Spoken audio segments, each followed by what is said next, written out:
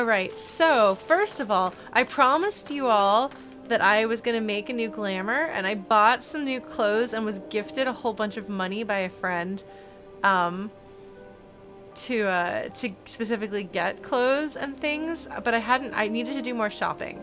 So, and I don't have very many dyes. So I put together a nice, yes, I asked a friend to give me the draped top, please, but I didn't have all of the components that I need to make a cool adventuring getup. So I will make a cool adventuring getup with it later when I've had a chance to do a little more shopping, maybe get some dyes and dive in. But I'm still relatively new to the glamour game. But I figured since we are in Little Alamigo instead of Foundation, and you know, it's like not winter anymore. It's certainly not summer here, but it's not winter anymore. So I was like, you know what? I should make something summery because I have a pretty outfit that I can make. So it's not the best glamour that's ever been glamored, but I think it gets the job done. No, the blue shoes aren't ideal, but I had a shortage of dyes and decided not to use them on this. We'll work on that. But yeah, I ran a dungeon with my pony friends, and they showed me fancy swords so that when we decide to go get the bird ponies, we can get a fancy sword too. And I think that the one that I wanted, that I like the most, is the butterfly one, which is apparently from Ravana Extreme, which as you can see right here, I actually have Ravana Extreme unlocked. So we'll be doing that during our pony sessions before streaming. I don't think they're blue suede shoes. They're certainly not the blue suede shoes that Blue Suede Shoes is talking about. No! Okay, here we go. Look at how delicate and ladylike I am on my, like, hellacious nightmare pony. Amazing. So I have to go find my way to get this new quest because we are going to have, I'm going the wrong way. Well, look, it's hard. Doing things is hard. Finding my way around here is bad. I'm bad at it. Wait, is this the way I can go? No. Oh, I even have my brightness turned super up. Well, we're just gonna go out here, and then we're going to fly. No, I'm on the pony already. Okay, we're gonna fly. So if I remember correctly, last time we left off, we were about to have approximately a bazillion cutscenes, which if I'm playing with friends, I actually feel bad about because I'm like, I won't be able to play with you friends because I'm busy watching cutscenes, so I'm going to be silent for a while. But that's kind of what we're here for right now. So when I logged in to play with my pony friends this morning, this evening, it's evening, it's not even remotely morning. Happy Wednesday. But I was dressed up very fashionably with Alphino, and we were very cool, and I was going to totally go into a dungeon dressed like that until my friends were like, so Lauren, is that glamour or is that gear? And I was like, oh, I probably don't want to go running a level 60 dungeon wearing my mud-stained slops. That would be like the time... I didn't actually. It would be like the time every single piece of gear I owned broke in the middle of Orem Vale and I ran naked through the rest of the dungeon. It was great. It makes for a great story, and like apparently everyone has their story of that one time in Orem Vale. Like there was the time, I think it was in Orem Vale, where friends and I were playing as the DPS people, and both the tank and the healer died while we were fighting a boss. And we won as a red mage, and what was she? She was like a ninja or something like that. It was great. We were so proud of ourselves. That was just around the time that I was beginning to understand how to play the game properly, and she was like, clearly you have leveled up as a player, because if you were really bad at this game, like you'd been where you couldn't understand how things worked, there's no way we would have done that. And it was very cute. The tank and the healer, who were clearly new to the game, were like, you two are so amazing. And I was like, oh my gosh, I'm no longer the biggest newbie in the party. It was very exciting for Lawrence. Hi, Noel Girl, and welcome. And I noticed there was somebody, I don't know if I said hi to you earlier, who is listening in and hanging out. Mari, I'm sorry. I'm not very good with names and pronouncing them, but welcome, and I hope work is going all right. For anyone else who has this on in the background while you work on stuff or do something, like best wishes to your productivity, and I will do my best to provide an entertaining experience, but not too entertaining.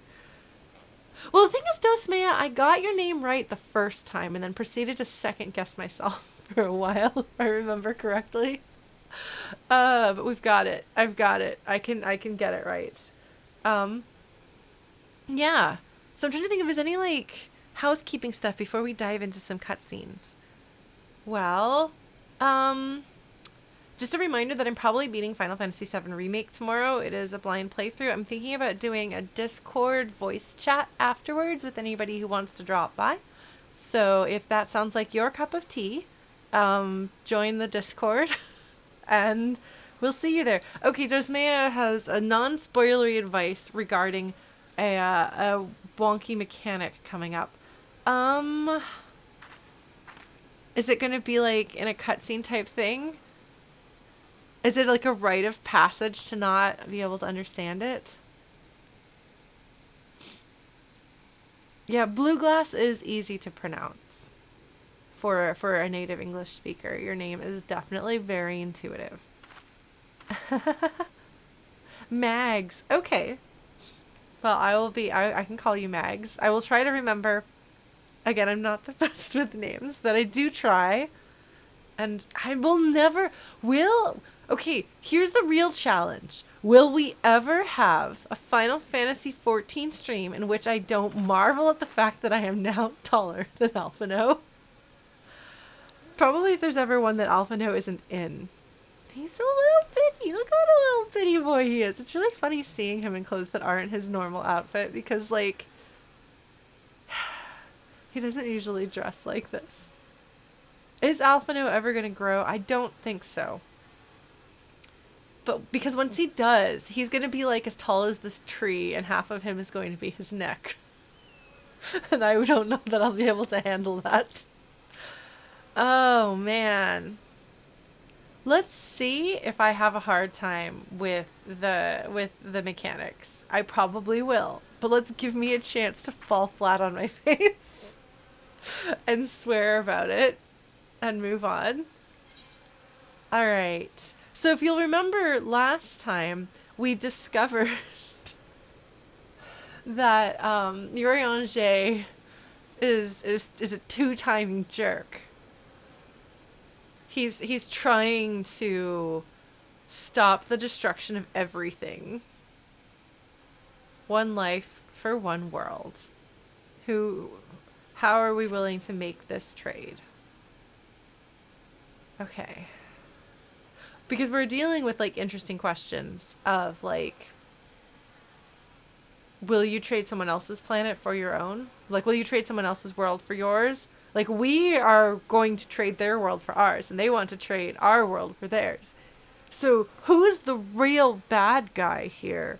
What's the actual morality of the situation? Huh? Yeah. Anyway. Sorry. This is a little bright. Okay, Noel girl. Well, we're actually about to start, or very, very close to getting to our next, what's it called? Our next expansion, that's the word. So we'll be, like, then a whole new story, but right now we're kind of doing, like, filler between story stuff. So, man, I am so pale. I'm just, like, looking at my camera itself. I'm like, wow, am I really that pale? Or is my camera having trouble? I don't know. Anyway, I'm fiddling with lights because I have a lot of lights now. And I'm trying to figure out the best way to do having lights. But yeah, so there will be a new set of characters and things for you to get to know No Girl. But if you have any questions as we go, like, who is that? If there's one thing I can do in this game, I can give you, like, the Cliff's Notes versions of things, because that is how I keep track of anything in this game.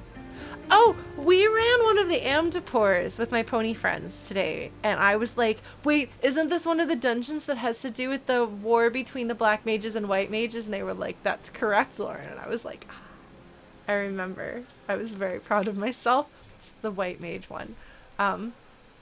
Yes, Dosmea is here to help, and I have a couple of friends who are potentially on call for partying too.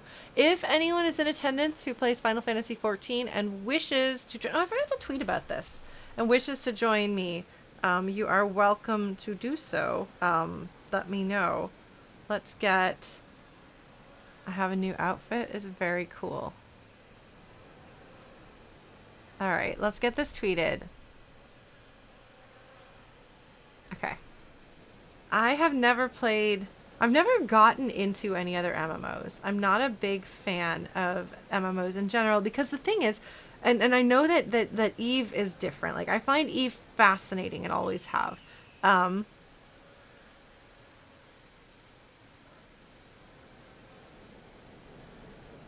one of the problems that I have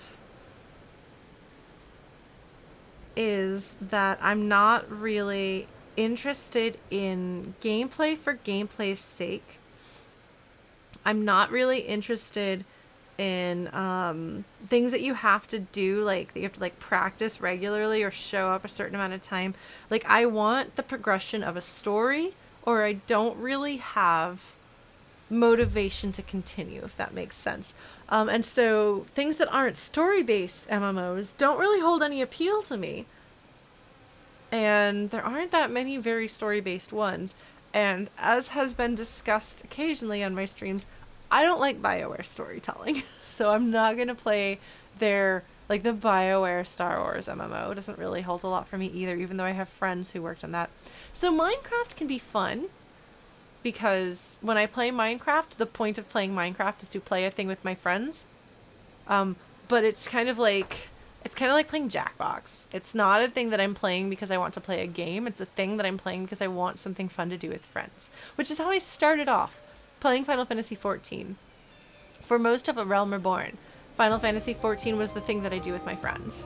And I guess there's a story and characters, but who cares about those? But now that it has a story that I'm interested in, characters I'm invested in, I will play it for its own sake. Yeah, Heaven's Word was fantastic, and it wrapped up very nicely, and now we're moving on to new things. So what we've got going on right now is politicking. Okay. Yes, we both had to get changed. It's weird to hear the Heaven's Word big organ sound there when wait, did I do this wrong? Oh, that person looks like they're doing plot stuff. I could go help them, but that seems like it might be rude. To hear the Heaven's Word stuff while not, like, in very not Heaven's Word feeling stuff. Like, I'm not in Foundation, so having a giant pipe organ doesn't fit. Like, for example, like, does this look like a place that you'll find a giant pipe organ? No. But the super Catholic church-based, everyone's fancy pants, we've got nobles and stuff. Like, Ishgardian place, like, when you hear, like, pipe organs, you're like, yes, this is appropriate. So I'm assuming that the music will change. And that the like, you got a quest thing will change. Oh, look, Thancred is here. Hello, Thancred. What's up, buddy? Yes, so we've discovered that we were being fed information by Urianger, because Alice is, I think, better with people than Alphino, or at least in different ways, and so she could tell something was up. And Thancred had just discovered stuff that we had just discovered, and there was no way for us both to know it unless somebody had been fed it. So we now know that there's trouble. Hi, Deep Shock, and welcome. Thank you for the host. So they're getting me used to, I think they're getting me used to Alice as my, like, quest giver story character. I think that we're going to hand over from Alphino. Like, I'm pretty positive we're going to hand over from Alphino to Alice. Because we did, you know, an entire expansion's worth of story that was Alphinaud's character development that started, we saw him making mistakes building up to Heavensward. So now it's the time for us to get who Alizé is to begin with started prior to what I am assuming is going to be the Alizé expansion. So, okay, so Alphinaud has a high diplomacy score. Well, he does now. I suppose he was already all right with that. He just, he did not have sense motive. Or else many people would not be dead or presumed dead. Oh, Alphinaud. Hello, Alphinaud. Subterfuge was never my strong suit. He did, to be fair, he did much better than I thought he was going to do. I mean, he very quickly dropped the act, but he did do better than I thought he would do. When we were trying to pretend that we were something we're not. We were acting. All right. Thancred. Oh, we're gonna give him a hard time. Good, excellent. Maybe he'll relax a little back into his sassy self. I don't fit in here in this outfit. I thought I might, but I don't. Yeah, Istolo will be mad at them for not telling her that they're not dead. It's like Invictor. I thought you were gonna tell them. I thought you were gonna tell them. Oh, well, I guess they never got told. So the summoning is bad. So we've pretty much concluded, or at least I have concluded, which is always dangerous when I'm just like, well, I'm gonna just operate as though my speculation is correct. Oh. Very ominous. Urianger.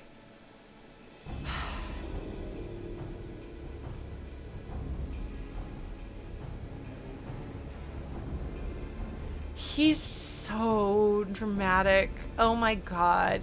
If I had the Drama Queen scale, Urianger would have just earned himself a place on the Drama Queen scale with this single line of dialogue. It's like everything else he's said so far has been like largely like kind of pretentious or nerdy, but not like super dramatic. We might need a Final Fantasy XIV Drama Queen scale.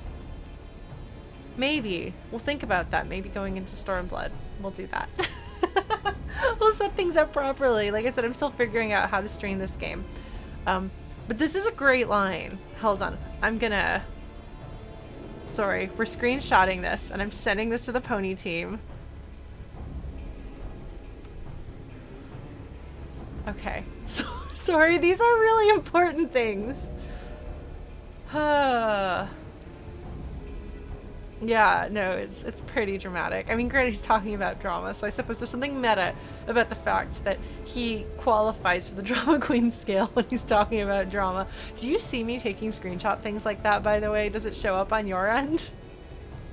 You'll see me like screenshotting things as I have to give my thoughts to people, including you. Okay, well that's good if you couldn't see that. That'll be slightly less obnoxious for you, I think. Alright, so Urianger doesn't feel good about what he's doing. What are you doing, friend? For never shall we know it's like again. Pray that the chance is seized. What exactly are you setting up here, friend?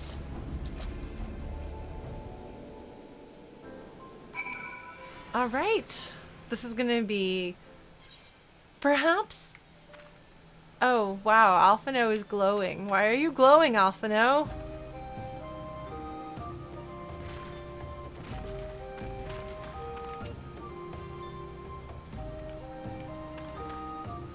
I don't actually think that I would be super high on the Drama Queen scale.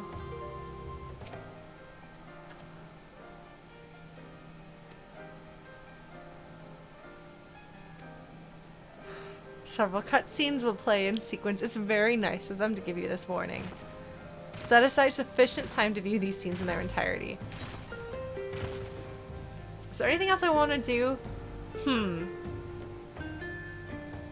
I'm gonna talk for a second.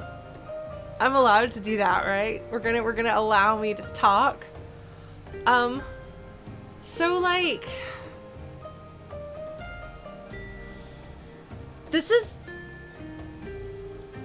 So at the end of the post Realm Reborn, like the pre-Heavensward content, it was all about we'd set up a bunch of Alphino had allowed for a bunch of dominoes to be set up, and then they were all knocked down. It was bad. Nobody liked that. Not even the bad guys, because it didn't last very long. But it was just bad for everybody. But a lot of it was showing Alphino's hubris so that we could then set up Heavensward as Alphino's redemption at the beginning. And then it goes beyond Alphino's redemption, but that's kind of the inciting plot thing, is Alphino's redemption. And obviously they don't want to match the exact pattern here. But I kind of wonder if then in this case, if it's Urianger's... Hi, Sam. Yes. Yes, you are right in time. You see it on the screen. They don't want this to be like super formulaic. But I think that we're going to see somebody set things off. Somebody is going to set us up the bomb. I'm sorry. I'm from old internet. This is going to happen sometimes. And it's very definitely Urianger is messing with things. And we're setting up the Warriors of Darkness and our contrast with them. Which, come to think of it, is such a different scale from Heavensward. Like, Heavensward isn't actually a whole lot of existential drama.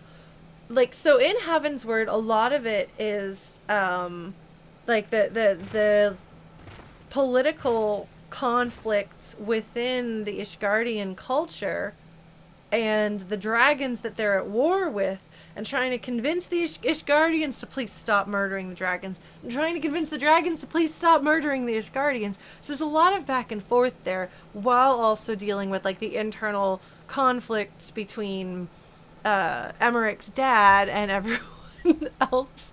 And the class conflicts between the people of the Broom and the upper class people, and by Broom, like, it's Brume, which I assume is some sort of, like, old archaic word for the slums, versus the nobles, and the nobles have some infighting. An archaic word for fog. Oh, interesting. Oh, actually, I think because bream, I think, is a word that's similar to that, Bream, that I think I've heard in the context of, like, mist and fog off of the water. That's interesting. Also, Esprit, welcome. Okay, that makes sense. Clearly my memory was not fully operational. It's beginning to boot up again. But I'm doing pretty alright remembering things.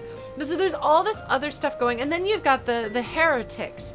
You've got Isael's heretics, and what that means, and how that fits into the political situation, and the, like, dominance of the, like, controlling church.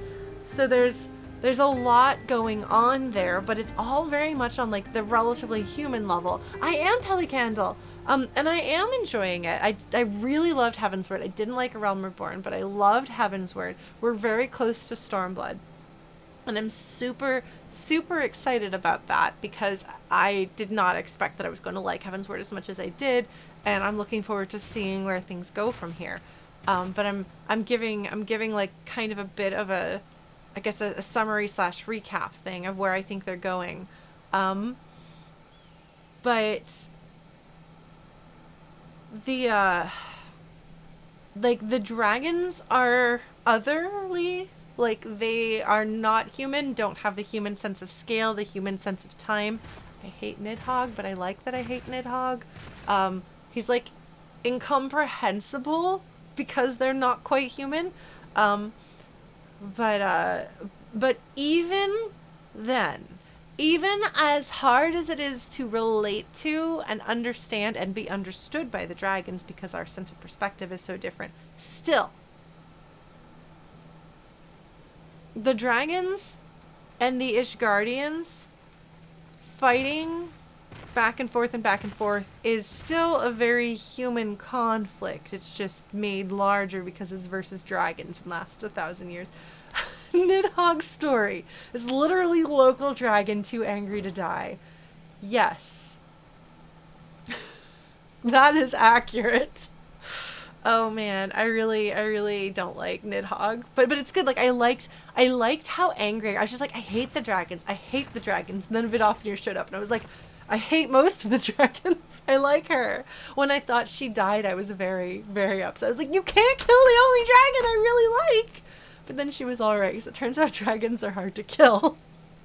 Shocker, since we spent a significant amount of time trying to take some of them down.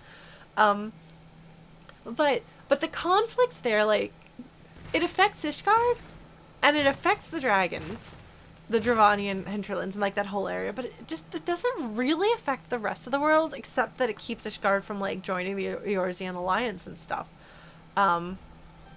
Yeah, the dragons' voices were really cool. Hraesvelgr, I rolled my eyes at.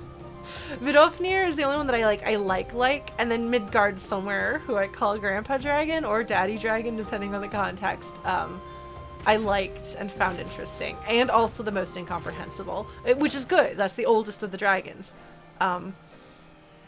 But even so, like, as big and ancient as the dragons are, and as massive as that conflict is, it's actually very limited in scope in terms of what it threatens.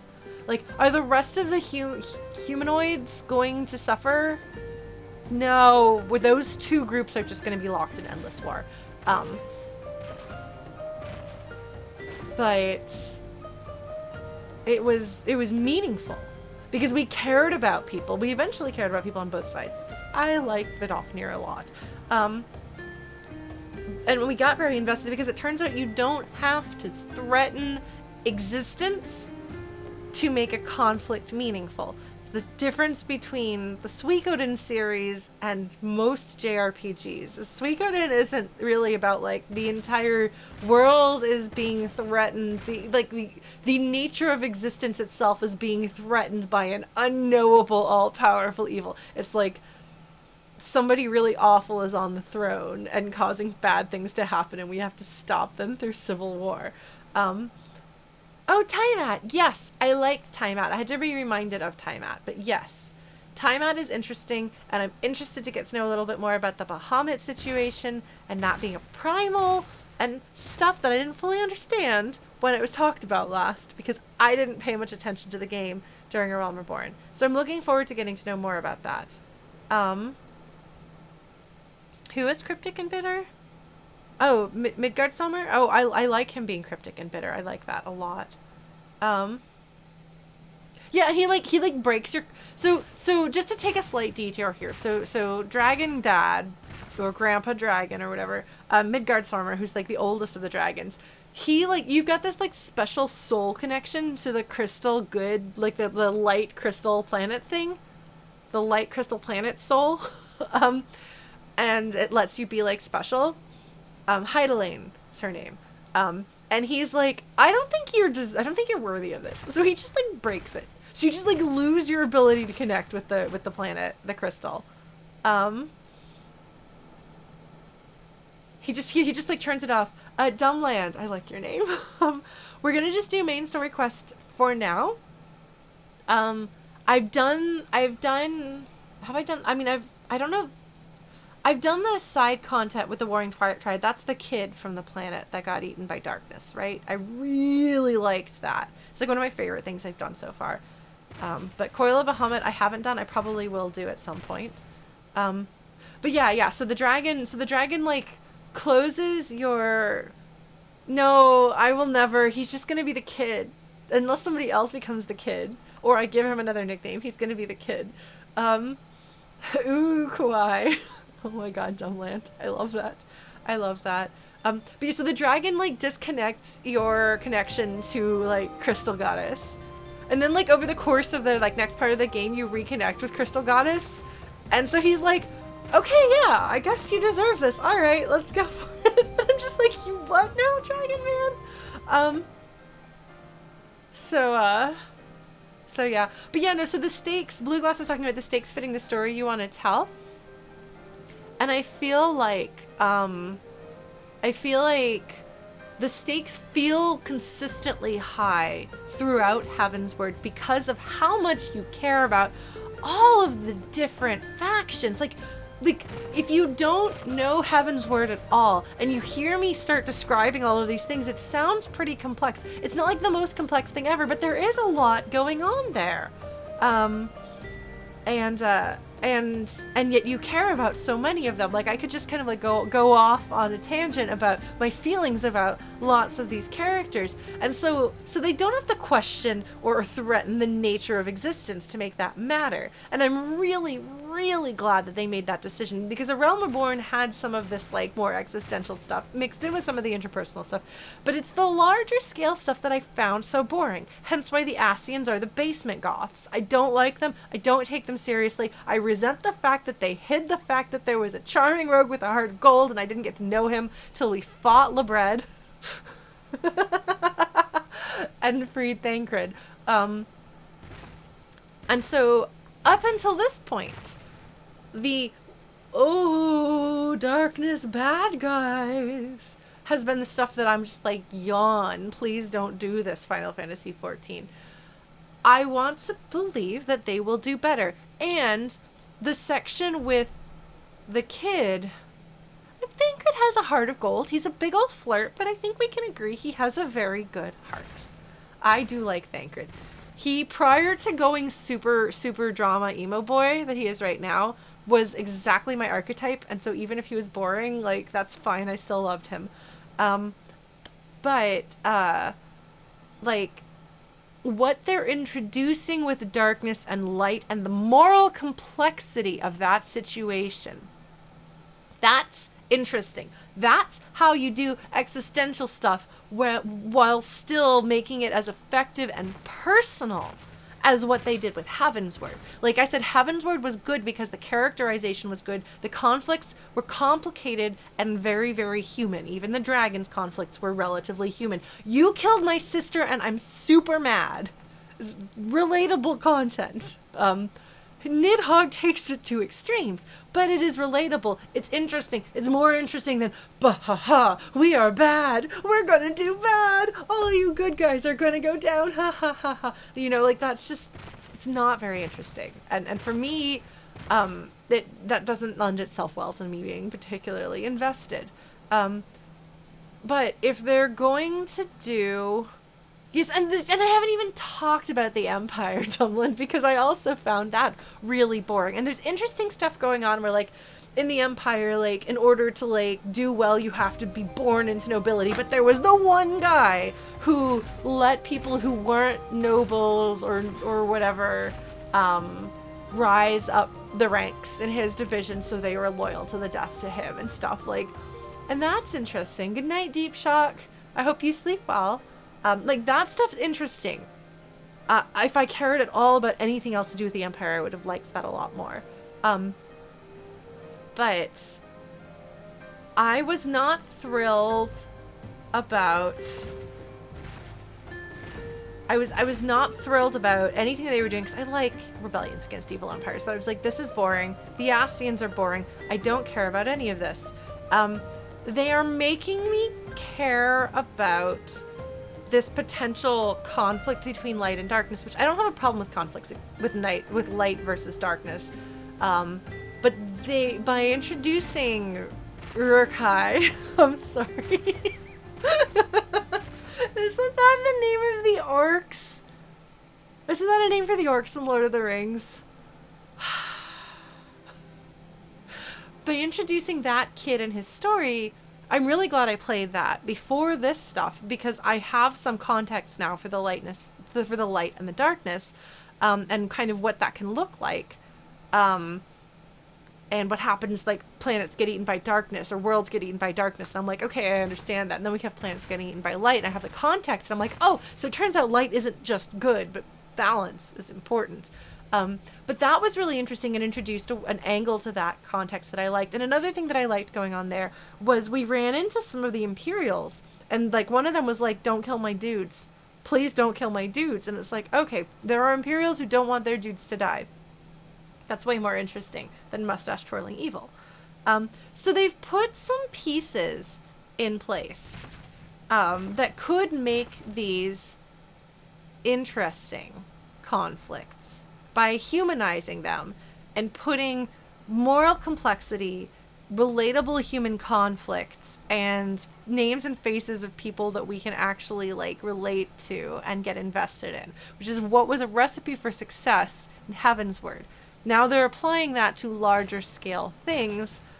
I have faith in them because of Heavensward, although I know Stormblood is written by a different main writer. If I remember correctly, it's the Heavensward writer who's going to be writing Final Fantasy 16, so I'm pretty hyped about that. But I feel like, okay, you're going to make me care about this stuff. You have proven to me that you can make me care about stuff when I didn't believe in you. I'm now willing to give you some benefit of the doubt. You're going to introduce this big cosmic stuff. You're grounding it in humanity. You're grounding it in interpersonal conflict and moral complexity. I'm in. We are super, super close to Stormblood, as I understand it. So, we're going to watch a whole bunch of cutscenes, and I'm going to talk. I talk a lot. If you haven't watched me so far, you might have gotten that impression. This isn't right. The Emulger would never leave this place so poorly guarded.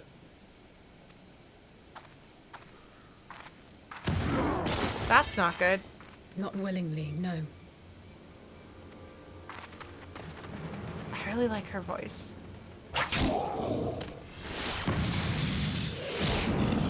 Oh, hello. Hi, guys. Just slaughtering people. Ah, the saviors of Eorzea. Slow as ever.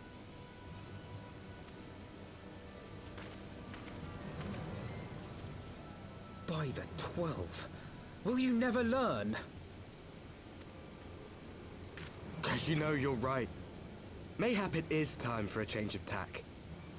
Killing primals, tormenting beastmen, hastening the birth of a new god. Like, I want to sympathize with these people a little bit more, and I would like to see the relationships between them developed. I would like to see them be sympathetic, but also wrong. Like, okay, so I will avoid spoilers, but Legend of Korra, largely, I was not a huge fan of it, but I did particularly care for one set of villains, and I would have liked to have gotten to know them and their relationships and their backstories better, because they were interesting, and the fact that, like, the way that they cared about each other, and the fact that I could kind of understand their ideology, even if I didn't agree with them or their tactics, was really interesting. So this is why I'm being very careful to avoid spoilers, because if you're in season 1 or very new to Korra, it'll be a little while before this shows up. No, this is season 3. Season 3 was, as far as I'm concerned, far and above the best part of Korra, and I wish that those could have been the villains for the entire run. But they did a really good job there. Villains are usually the weak point of that series. But they did a really good job there of making characters where you're like, I don't want these characters to win, and I don't agree with what they're doing, but I understand what they're doing, and I think there needs to be a solution for the problem that they want to solve. Just not like that, folks. And that's what I want out of these guys. I want them to be friends. I want them to care about each other. I want them to be upset if one of them gets hurt. Because we don't want our world to be destroyed. And so we are having to decide to sacrifice your world to save ours is an interesting situation. Nabil, thank you. Wow. Thank you so much. Thank you for subscribing. We're doing some melodrama in this game. So I don't know if they're going to do that with these guys, but they do seem to be setting these guys up as big bads for this season. So I'm hoping that if that's the case, that they will actually go there and give these characters enough depth instead of just letting them be evil. So we'll see. Yes, you should not be here. There will be spoilers if you haven't played as far as I have in this game. We're building up to something really big. But thank you for coming by. I'll see you later. Alright, Warrior of Darkness, my friend. You're just gonna try to kill us directly, I assume. It's all a bit much, isn't it? And frankly, we don't have the leisure to do it. It's a little bit much. Killing the Warrior of Light, on the other hand, that would soon plunge Eorzea into chaos. If they do actually find a way to kill my character, I will be very impressed. One life for one world. A fair exchange. Wouldn't you agree? It's a good question.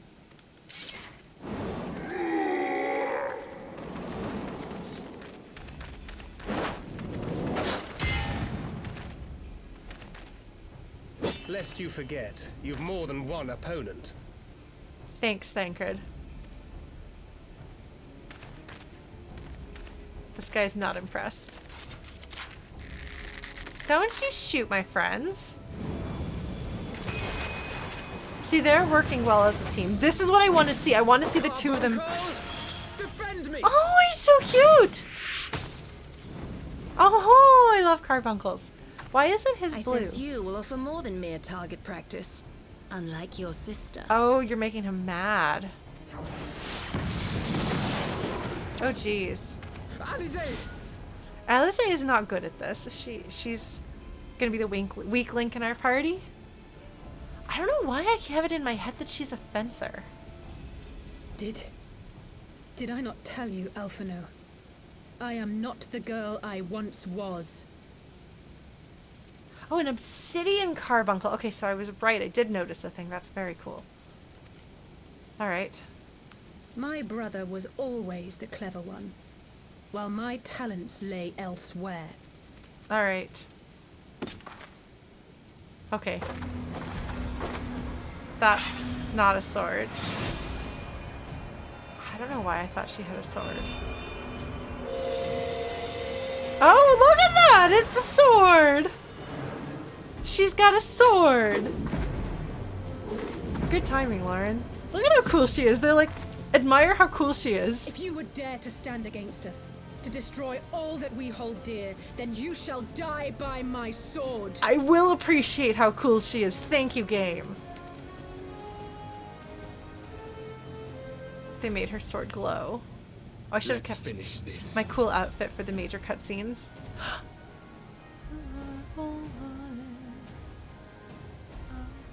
The melody, that's from one of the old Final Fantasies. There's a vocal version of it on the Prey vocal arranged album that is in French. So if you want to hear me badly singing along in French, that might happen. Wait, no, this is like a medley of a bunch of old Final Fantasy themes. Hi, Surya. This is spoilers if you haven't and you're gonna play this game. No! Oh my god, okay, hold on. Yeah, I should definitely have worn my other outfit. It would have looked way cooler in these cutscenes. Hold on! Why do you have invincibility? Okay, do I want to run through this? No, okay, I can't run through this. Oh man! Alphino is totally, No, this guy. No, not that guy! He's invulnerable. I'm really having a hard time with this, sorry. Okay, I don't know about you guys, but the audio is really loud for me. Oh geez, this is a lot of... Okay, hold on. Who am I even attacking? Oh shoot, okay. This means don't... Okay, yeah. That means don't be by everybody else. I should know this. Oh, you're invulnerable. Are you both invulnerable? No, leave him alone. Go after one of his little friends. Anyway, sorry folks. I'm not going to be looking at chat. Oh. I'm not going to be looking at chat right now. I usually don't look at chat when I'm fighting bosses, which I guess this counts as. Oh, I'm bleeding. Oh, that's probably not good.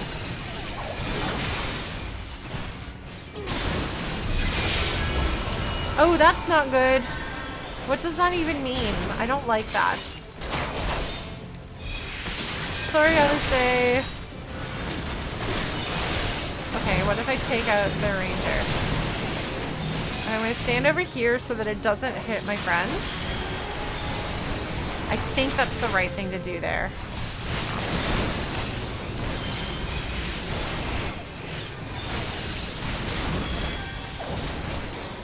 Oi, okay. Okay, who can I actually hit? Which enemies here are actually hittable? Is it you? Oh, hold on. I don't want Alphino to get hit by the meteor. Yeah, the sound effects are probably super loud. I will fix that when I'm not in. Can I hit you? No, you're invulnerable. Oh my god. Do I have to kill all of your friends? Because don't think I won't do it. No, not you. I just... God, I'm sorry. I promise I'm not always this incompetent. There's a lot going on. Okay, so I can fight this guy. I'm also not used to playing this game while I have an audience, which does actually make it a little stressful. So please, okay, let's see if I can not get hit by that, and then we're going to go in there. Ah! Okay, fine. We're going to Zoro you, and then we're going to backflip out of there because I'm a red mage. Wait, did that work? Oh no, he's invulnerable again. I thought I made it so... Okay, well, fine. Again, they rise. Okay. No more. This isn't good.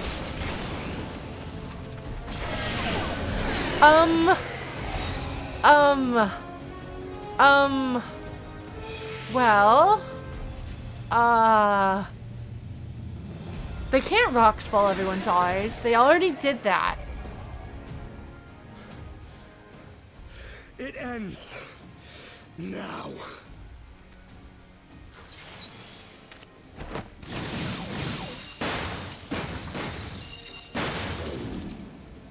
What? The chains. Did he's triple crossing. I wondered. He said we get one shot to do this. What are you doing? Is it because we have the Warrior of Light and the Warrior of Darkness? You would betray us as well? What are He you that holdeth doing? fast unto his convictions shall never count betrayal amongst his crimes, though all the world may call him villain. My path is unchanged, my creed sacrosanct. This I believe with all my heart. What are you doing? I was thinking Urianger was going to be super boring because I thought he was just an Ascian in disguise, and I was like, ugh. This is interesting stuff. Warrior of darkness, and speak true, what dost thou believe? That rendering up the souls of thy world in service to the rejoining will grant it salvation? Nay.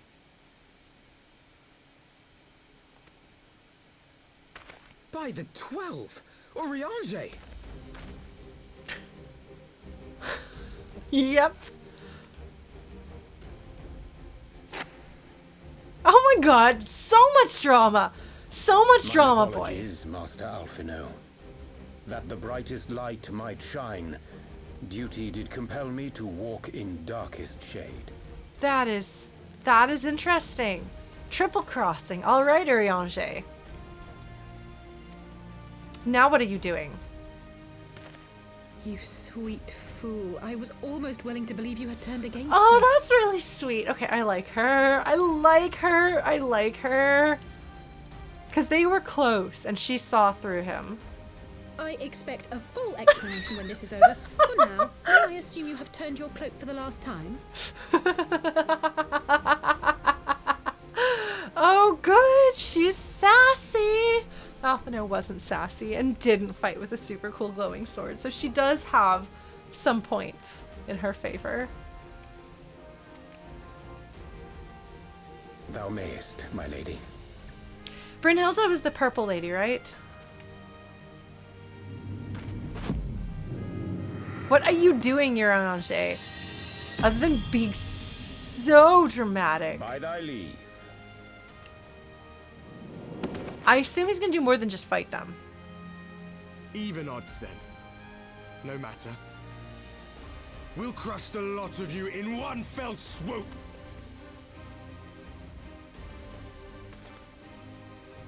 Understood.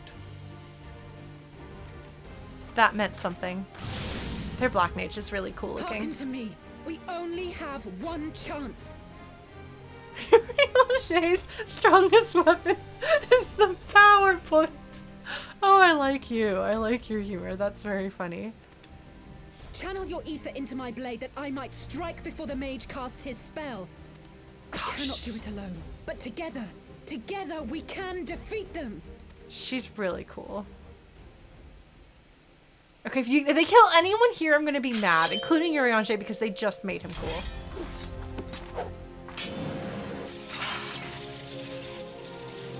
I have no idea what class she is. Oh my god, this is awesome. One thing I love about them, they know what is cool. Like, the people who make this game know what is cool.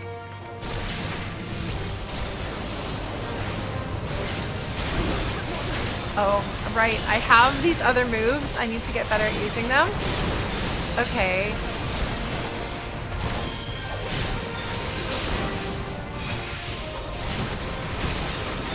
Feel the aether welling up in you. Okay. I have Vercure, so I should be fine.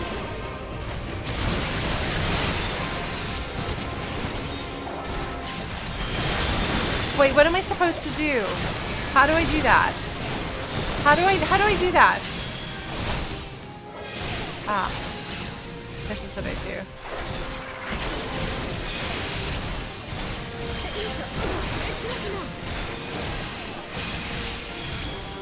Okay, I have to fight somebody. Who do I even fight? You.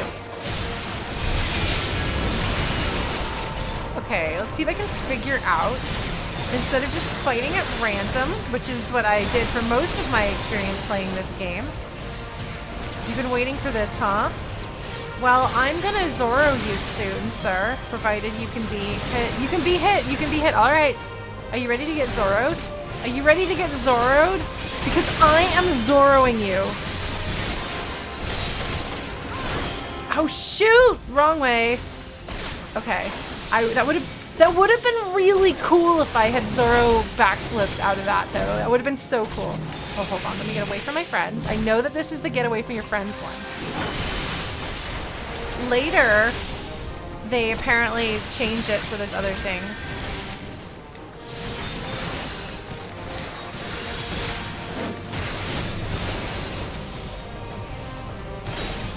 No! Cast the spell, L'Oreal! We still need to come up with my character's backstory, by the way.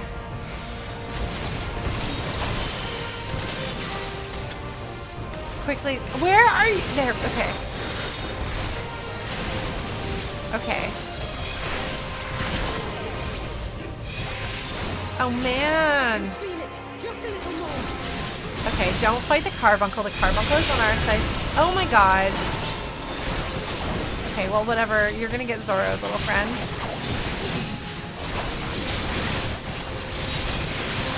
The ranger? Where is she? I don't know.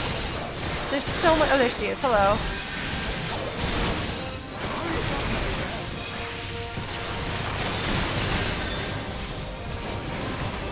Oh my god. Will you? Okay, fine. Whatever. I'm just gonna soak it. I don't even care. Oh my god. Must you? Okay, whatever. We've got a healer in our party, right? Maybe. I've got Vercure. I can handle it. Okay, you're down. Oh my god, he just brought them back. That's right, that's what he's been doing all along, Lauren. I must what? I must what? You have to actually tell me what to do, or I won't do it. Sorry if the sound effects are super loud. I don't know what she's doing, but I'm really excited about it. 'Tis done. With this blade, I banish the darkness. What are you doing, kid? No. Not like this. Well, that was dramatic.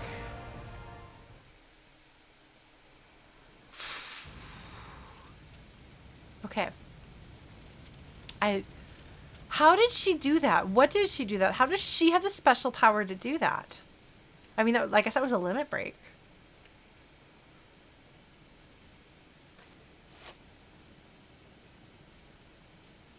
That take a lot out of you? Yeah. I mean, she did Alize, almost are die you right? earlier. She A can't die. touch dizzy, but otherwise fine. Thank you.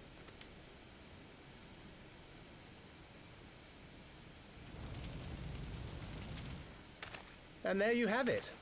Our friend is too stubborn to die. Oh, good. I like you, Thancred. We are far from finished. He was going to say they don't look dead, which does kind of mean that this was not like the one time that we had to take them out. This is the bad things Or happening have music. you never considered how we came to this world? Oh no. That was an interesting expression. Oh. Crystals? You mean, like the Ascians? Just so. As the Ascians flee unto the rift twixt plains with crystals of darkness, so did these warriors come hither with crystals of light. Eloquent, as always. Aye, like the Ascians, we too are beyond death. Okay. You cannot defeat that which is eternal. That makes sense, actually, and I really like that reflects in the gameplay. The fact that he kept bringing his friends back. Wait! What are you doing, Alphino? What have you puzzled through, my smart friend? Such methods as the Ascians employ require the renunciation of the flesh. You would have had to... Kill your own bodies? Is that what he's saying?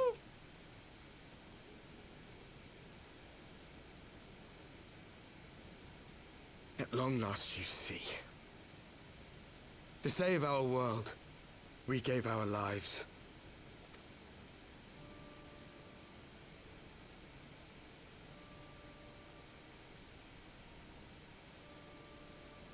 We were just adventurers trying to make our way. An odd job here, a favor there. We never aspired to be warriors of light. But word of our deeds spread, and soon people were calling us heroes. They placed their hopes and dreams on our shoulders and bid us fight for all that was good and right.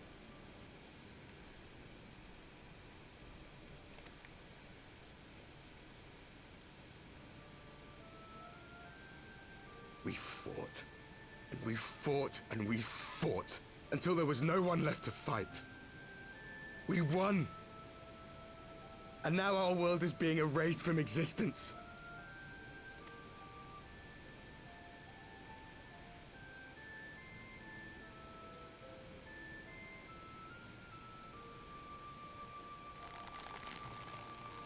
We did everything right. Everything that was asked of us, and still it came to this.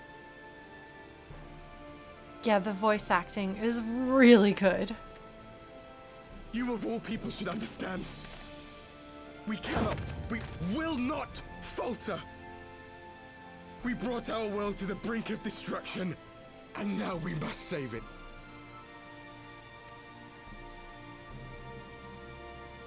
Then let's find another way.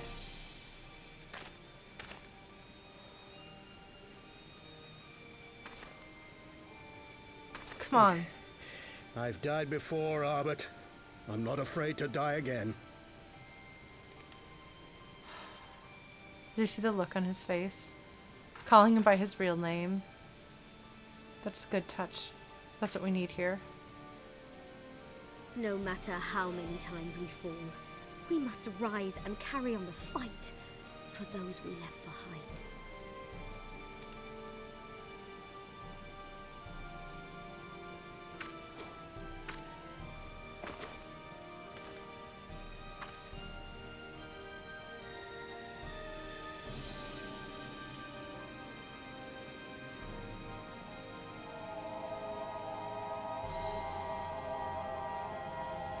I don't know if I understood that the Ascians had to lose their living bodies. Or even if they had them. to have known the depth of sorrow and embraced the highest sacrifice. Nonetheless, Master Louis-Sois, guide my hand, I pray you, as fate's thread spinneth upon this most capricious spindle. Quickly! Thou must needs invoke the power of thy crystal. Are we going to do something different? Are we going to break the rules?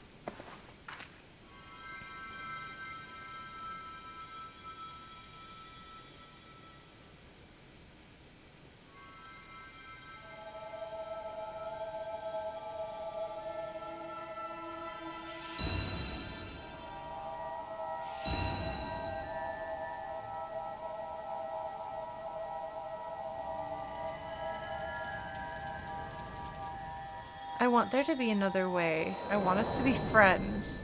Can you imagine the Warriors of Light and the Warriors of Darkness working together?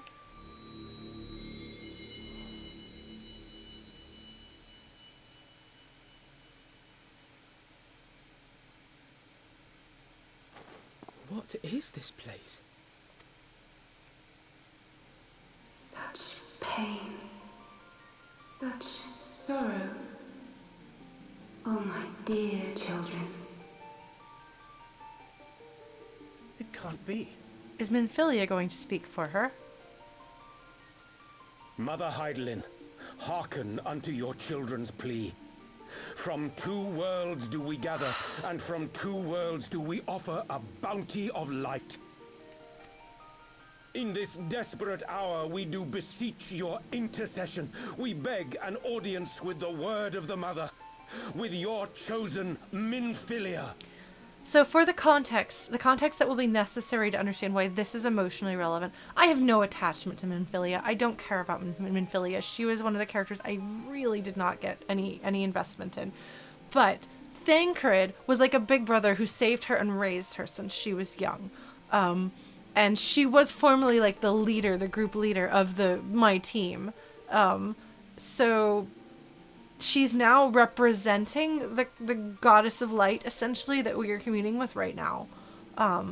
So this will be an emotional thing. They didn't know he was planning this. Thancred. Your cries go not unheard, nor your sacrifices unnoticed.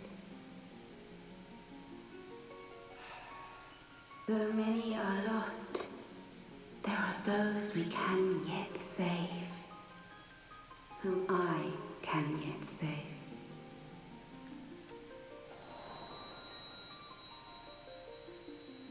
I do really appreciate that Urianger has this plan. He knows what to do, what to say, what to ask for, how to talk when he's in this situation. Because, I mean, he's a scholar. He's studied everything.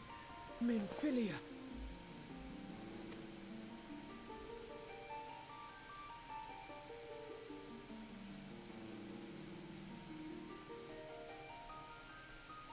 Blessed children of the First, the light of your world hath grown blinding in its radiance, but it is not yet absolute.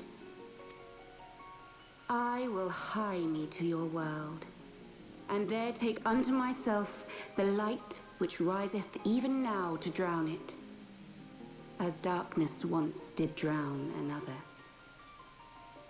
I like that I know what that other is. Now you deign to answer our prayers? I will suffer this farce no longer! No, that's a good question.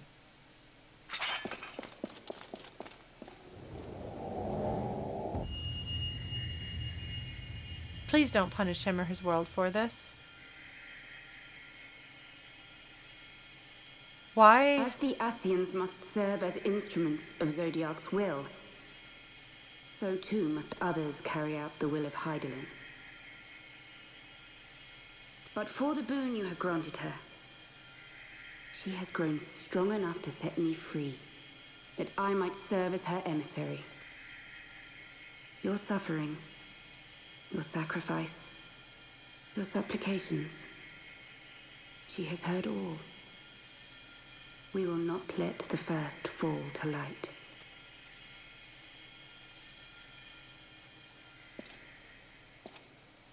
I honestly do not blame him for that, not one bit.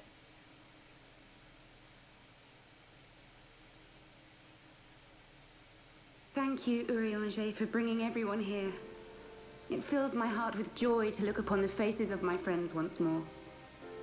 So she's Minfilia. She's not the voice of the mother right now. In taking you unto her bosom, I knew that Hydaelyn had bequeathed to you a sliver of her grace, granting you strength longsword. And in treating with the Ascians, I learnt of a star like unto our own, a doomed world of fallen heroes, in whom I glimpsed ourselves, the first. So Urianger worked with the Ascians before this happened. Did he bring them here to try to make this? Oh my god, has he been playing like 4D chess this whole time? So meanwhile, we're all running off dealing with the politics of Ishgard. Like, dealing with very, like, human interpersonal stuff. And I thought Urianger was off betraying everybody with the Ascians, because I was like, maybe he's actually been an Ascian this whole time. But he went off to, like, go, like, see what the Ascians were up to, spy on them, realize that these guys were going on, bring these guys here, get them to trust him so he could set this up. And then bring us all here so we could talk to Hydaelyn and Minfilia and make things better. Okay, Urianger. If this is all true, I promise I won't make fun of you anymore. I will make fun of you affectionately. It's different. It's a different kind of making fun of. Okay, because I seriously, like, none of you heard this because this was before I started streaming, but when, like, you started seeing him talking to the Ascians, I was, like, yelling. I was like, what is wrong with you, dude? Why are you betraying me? You're gonna go hang out with the basement goths? I mean, I know our crew is uncool, but... Oh my god, that is a lot. Because then I was like, oh, is he playing the sides? Is he joining them? Like, no. He's like you want to talk about threading a needle. Jeez. Apparently he does. Moonbrita, I liked her, but I was like, what does she see in him? He's very smart and very determined. Having a better voice actor also improves him just as it does the rest of the cast, but... So he decided... How long did I search for a means to save this world? Concluding at the last that the answer lay in the power of blessed crystals. And thus did I labor to set light against dark. He's like orchestrated this whole thing. Yet I knew from the beginning that this salvation would not come without sacrifice. For the instrument of the first's deliverance would of necessity be required to journey thither, there to remain, mayhap forever. He brought them here. You orchestrated all of this, not to save her, but to send her away.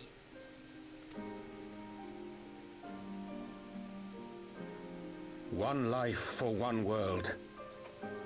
Such was the bargain, and you the coin, though it were not mine to spend. Yeah.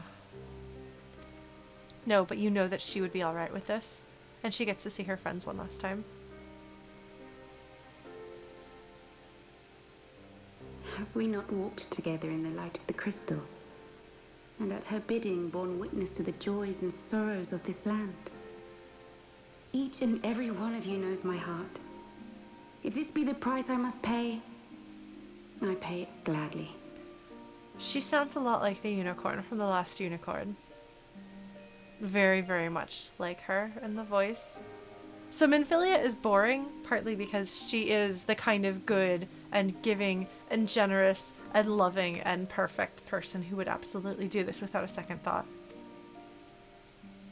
You would go alone then? Oh, Thancred.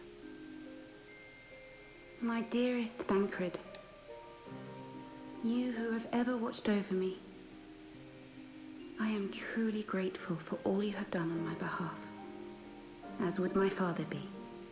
Your kindness, your compassion, your love. These are your gifts to me, and our gifts to them, forming a bond which transcends time and space. Yeah, sorry, Thancred, but at least you get to say goodbye to her. Oh. Sometimes I forget you are not the child I once knew. Oh. Make me proud. Oh, his voice actor is delivering. Like, the thing is, the facial animations can't be quite as detailed as one might expect from a cutscene from a game that's not an MMO like this. The facial animations, I think, are pretty good. I think they do a good job, but a lot of it also, the power comes through in the voice. There's a lot of gentleness. They're doing a lot of subtle things with Thancred's feelings, and I appreciate Long that. have I watched you from Heidelin's side. Watched as you nurtured and kept safe the light of the dawn.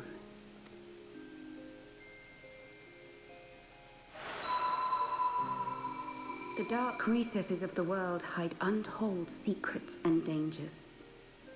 Thus do I entrust to you, Tupsimati. Tupsimati, okay. I pray you, keep to the path that you may never have need of it.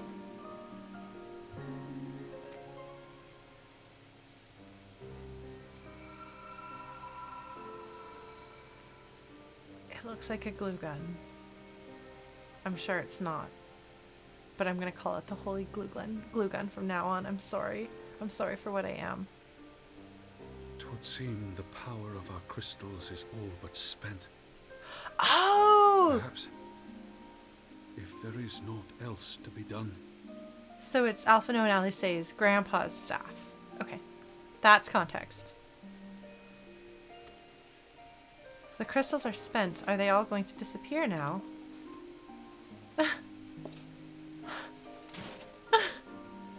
Look at that. This is the friendship I want between them. Look at this. This is love and trust.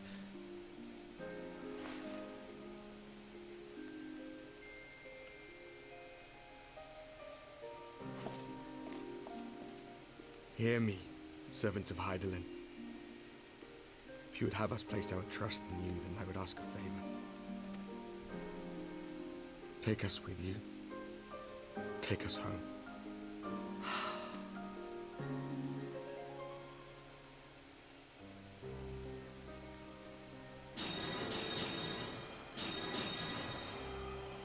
Oh, I thought we would see more of them, but I like this. We were blind to the truth once, so I tell you this, as one fool to another. Light, dark, it doesn't matter. What matters is how you choose to use them. We made our choice and you see what came of it, so please, forge a different path. Seize a better fate. I like this. This is a good way to go out. Yes. That smile.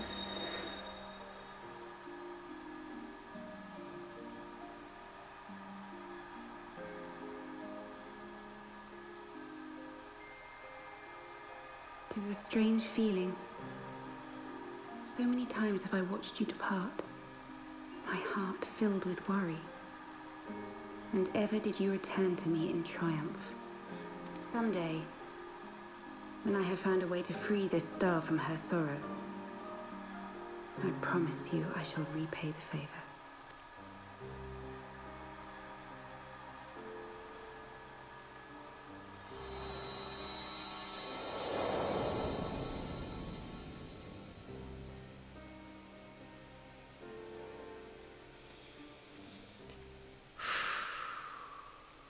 Oh, it's her mom.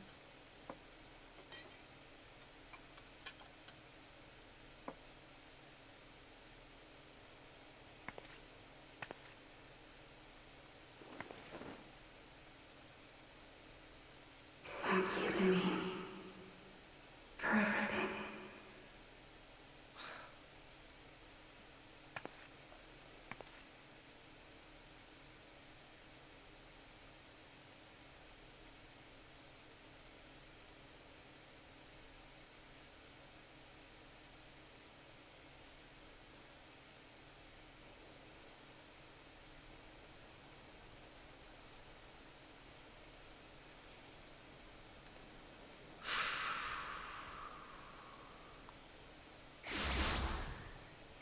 I cared more about that than anything else with Minfilia. I'm glad they did that. That was really nice. Yeah, like I said, I don't have any attachment to Minfilia, but I think they're doing the most with her that they can do at this point. Because there's only so much you can do with a character who's basically flawless. You can either choose to break that character and give that character flaws, or you can step that character back, which I think is the right decision. So I don't know if that's actually going to be the last that we ever see of the Warriors of Darkness. But even if that is it, that was a very satisfying ending. Because one of the things that I was frustrated with was I was like, you can't just make them be generic bad guys. They need to not be bad guys. They can be bitter. They can be angry. They can be like disconnecting themselves from the consequences of the actions that they're doing because they're like, we have to kill this planet to save ours, so we need to not care about what happens to this planet. We need to not care about these people.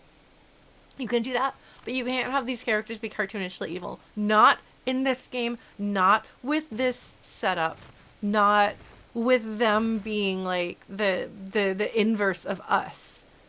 And having, again, the complexity of the situation where they're not evil doing evil things. They're trying to be heroes and save their world.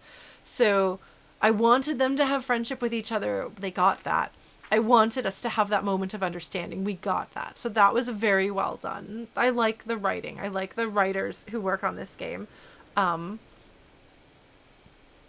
like that, I mean, definitely the shift from Alphinaud to LSA is continuing to happen. Like that, I think there's no secret that's happening.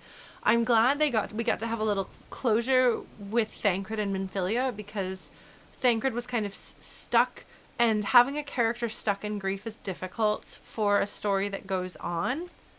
Like in a book, you can kind of lose some time to a character being stuck in grief, but it's much harder in games and things like this.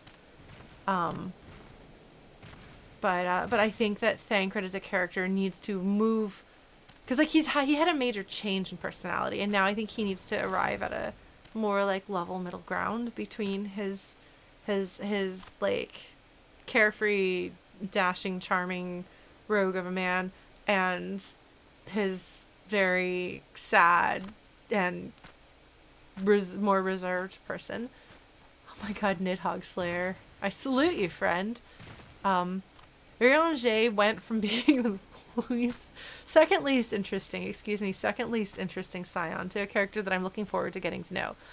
I don't know that they actually planted seeds for Urianger to be that interesting in Realm Reborn, but I'm glad that they've decided to perhaps retroactively have him have been the one all along. Thancred has much to say on the subject.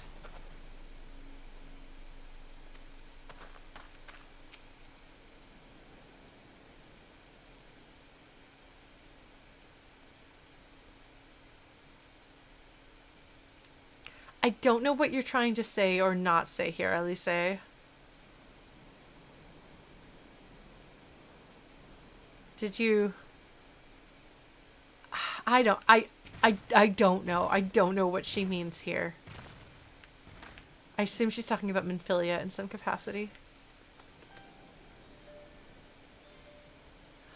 See, I would never have guessed that Urianger was a strategist, because, like, he's, like... I know history and books, and I understand how these things function, but there's a world of difference between that and, like, how do I pull on these threads? Because there's a degree of human interaction that he has to do in order to pull off his scheming, that he frankly never seems like he had the awareness of how to interact with other people. But you see, that's how you make existential conflict interesting. You make it related to characters. You make it about people. You make it about things that we can relate to and understand. You don't just make it now this bad. Now bad come kill all. I mean, you can if you're telling something that's like a fairy tale.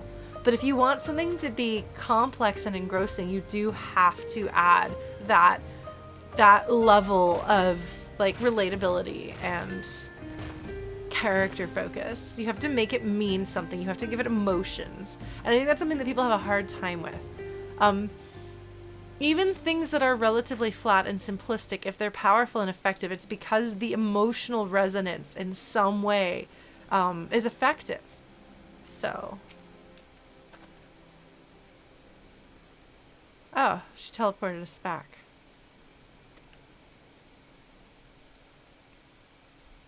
I think they would be all right.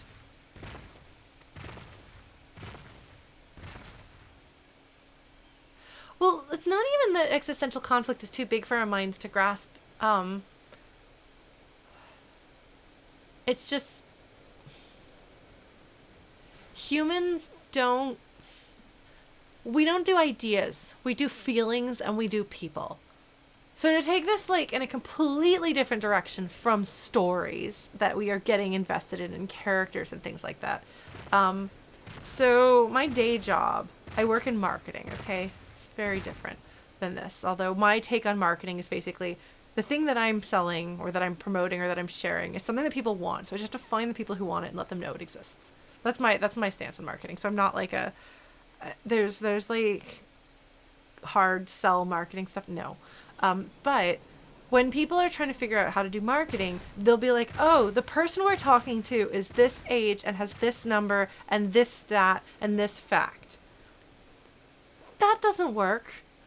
Like if I were to be like, you need to communicate to an 18 to 25-year-old male who lives most likely in the northeastern United States and makes roughly this salary as like a student and does this and does that. Like, how do you talk to that person? You could kind of guess at it. But if I started telling you about like, you know, this like 19-year-old kid, Mark, who lives in New York State and really enjoys this, like you know how you would talk to him. So if you're going to like, for example, do marketing, you have to have a person in mind who represents everyone else. Because we can't talk to numbers. We can't talk to ideas. We can talk to people. So when I'm talking to somebody, because I do like consulting with my friends. I'll be like, okay, what are you working on? How do you, like when it comes to like, you know, the work that they do, the tasks that they want to sell, the products they want to sell or whatever. If they're like, you know, I'm going to be like a dog walker. I'm going to write music for people or whatever. And I'm like, who are you talking to? And they're like, anybody. And I'm like, no, it can't be anybody. It can't be everybody. You can't do something for everybody. It's like when you're writing a story, you don't write a story to everyone. You write a story with someone in mind if you want it to be effective. And maybe the someone in mind is me when I was 16 because I needed that story to exist and it didn't. So I'm writing the story that 16-year-old me always needed. Or, you know, my best friend loves this stuff. So I'm going to write this thing that's going to make my friend really happy. And like, yes, obviously we all want everybody in the world to fall in love with the things that we make and to be connected to our story. But by trying to make something universal, you fail to connect on the personal level. By making something instead very personal, you make it universally applicable. And that applies to anything because people don't relate to facts. They don't relate to ideas. They don't relate to something that's just out there to appeal to everyone. They relate to people. They relate to emotion. And when you make something for one person, if you make something to see your friend grin when your friend reads that, you know, that story that you wrote, and you know that it's going to make this friend smile, people are going to feel that effort to make it smile instead of it just being like a generic feel-good thing. That's just like a universal truth of storytelling, whether the stories that we're telling are fiction or marketing or whatever. That's just how it is. So having that level of meaning that we can grab hold of makes these bigger conflicts that otherwise they don't have meaning. They don't have meaning. Like, a world you know literally nothing about has just ended. That's sad, I guess, because I know that world ending is sad. But I don't care. Except in theory. And you don't want somebody to just relate to your story in theory. You want them to care, like care. So, yeah, if you're writing something to somebody, whether you're trying to convince someone of something or you're just trying to entertain them, have a person in mind, a specific person in mind, even if you make them up. It will make things better. It will make your writing better, your storytelling better.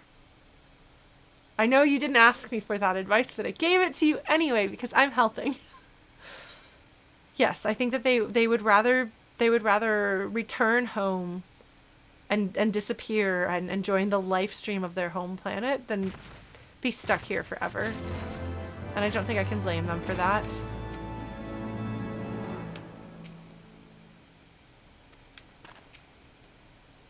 Urianger is like, you're not gonna forgive me. And I'm like, Urianger, you made everything good instead of bad.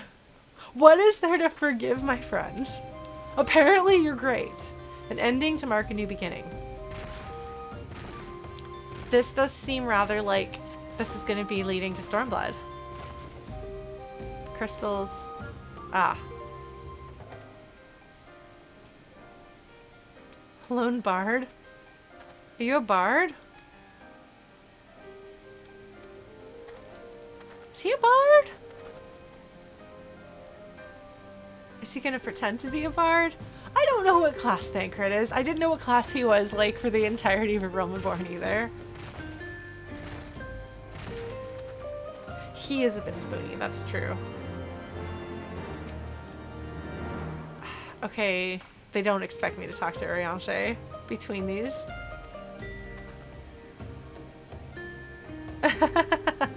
My independent pursuits. That's a way of putting it. Say meeting with the Warrior of Darkness and the Ascian in White at the Great Library.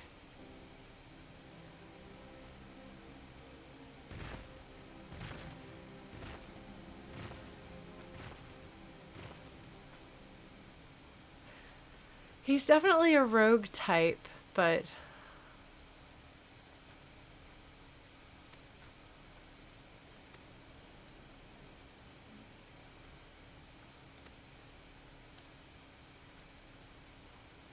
yeah, that was definitely a very dangerous thing that could have gone wrong in so many ways.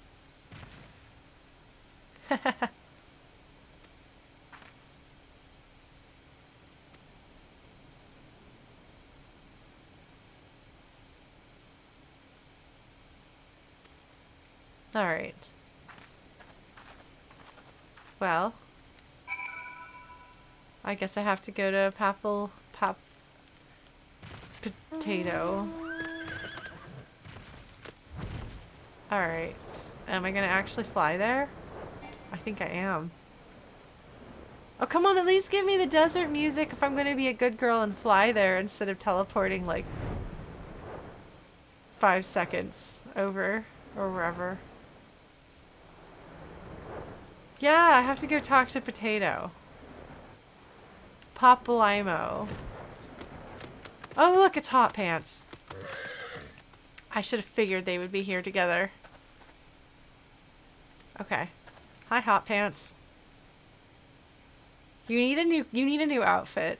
They need to give you a revised outfit. We're in after Realm Reborn territory, Ida. You need to put on something better that looks less silly.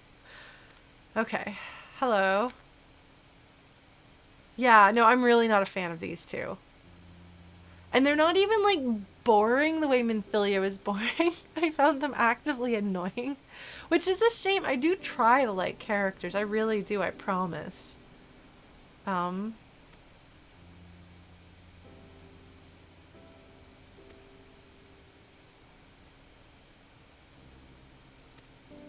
Did you also start in Gridania, Sam? Because that's part of why I disliked them.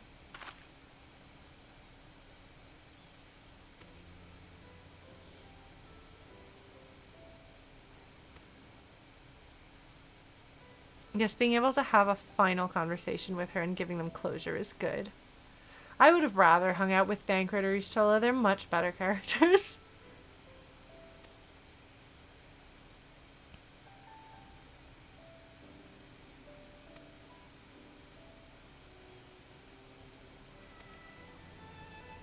Yeah, I'm hoping, because everybody else is better. But I don't know if I'm ever gonna stop calling her Hot Pants. I couldn't remember anyone's name except Ishtola, because one of my friends who will eventually join us for dungeons, he really likes Ishtola, so I knew Ishtola. But oh, I like Tataru. Uh-oh. This can't be good.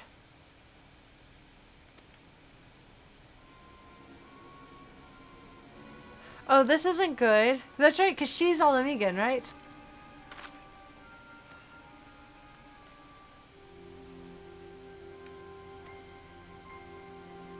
Okay, so they are making this personal. That's good.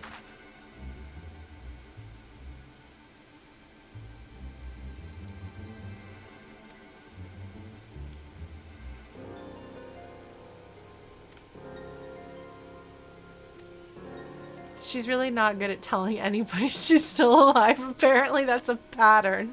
Not many people can say they've done it twice where they just forgot to tell their friends they didn't die.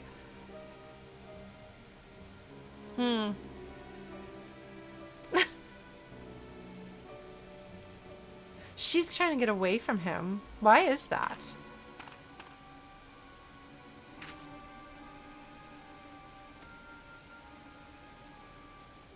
That is interesting. Yeah, so speaking of making things personal, if the Alamegans are going to be a big...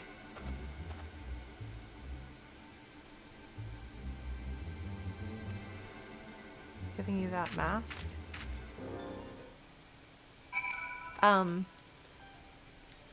If they are going to make things personal, since we have characters in our party, like characters on our side who have history and who are from that area, it makes sense to here we go. Teleport there.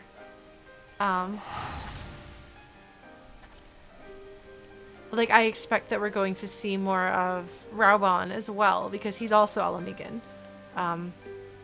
Ida, Raubon. Who else that we know is Alamigan?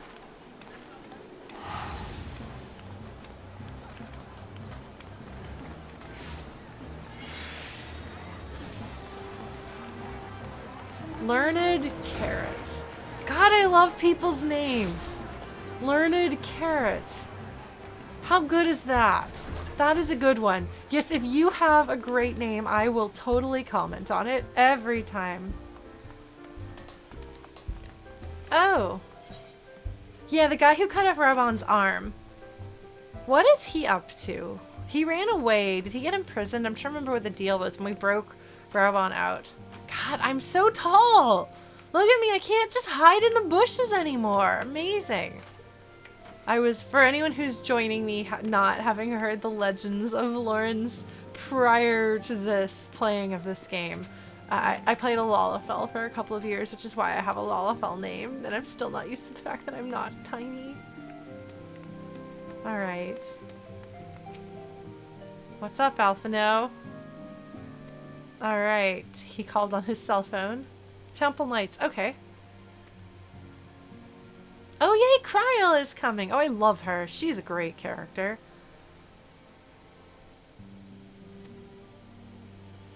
Alright, so is that all the Scions accounted for? I think it is.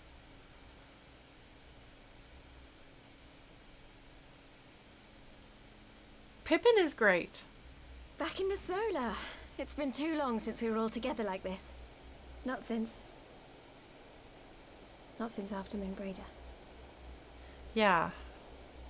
Much has changed since then. We ourselves, most of all.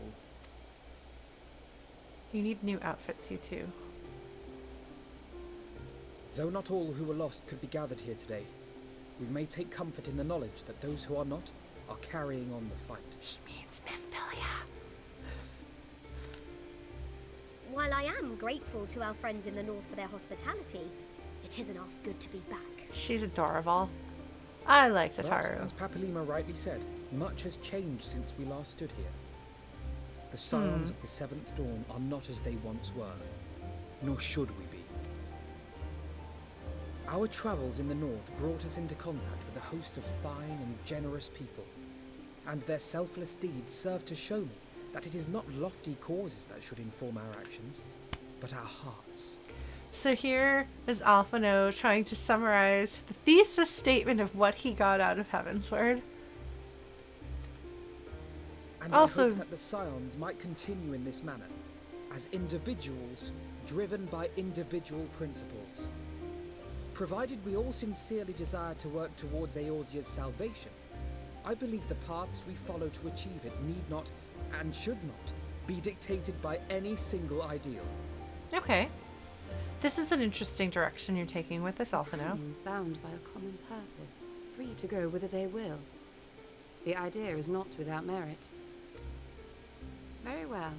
I shall resume my research of the primals and the elder gods of Eorzea. Should anyone have need of my findings, you need only ask. I love her. Her voice fits her. Like, the voices fit her so well.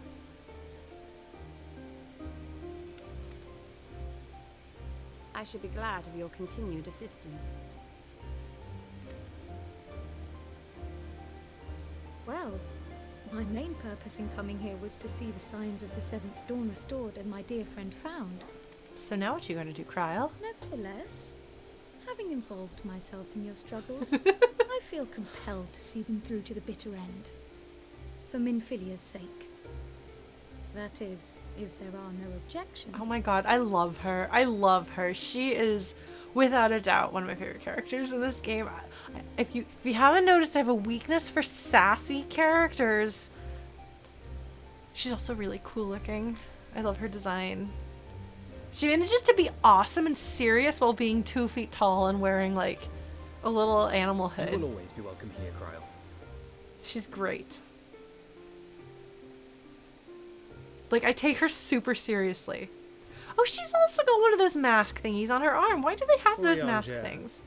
And we trust you to carry on your investigation of the Ascians as before. Why did you dress back up with the stupid hood? Urianger, why? Tataru, please. Tataru, please help that boy. I'm sorry, I don't usually like judge characters based on their outfits, but because I had such a low opinion of the characterization and characters in A Realm Reborn, and I really hate the designs, I just make fun of the Scion's old outfits a lot.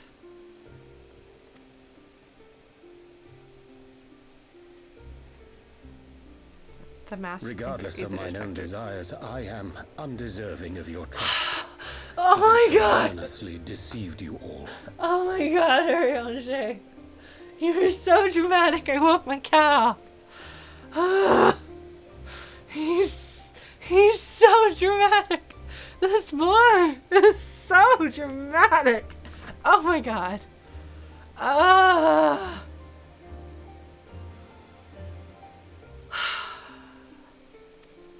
Now, I'll hear no more of that. It would be disrespectful of Minfilia's wishes. It's like, come on, buddy. She entrusted matters here to us, that we might protect this star and understand the truth which hides at her heart. Mayhap I can handle the former, but I think you far better suited to the latter. No? Yes, I think it's safe to say that Urianger is better to be the researcher, and Thancred can punch people with his daggers. Not that Thancred's actually dumb.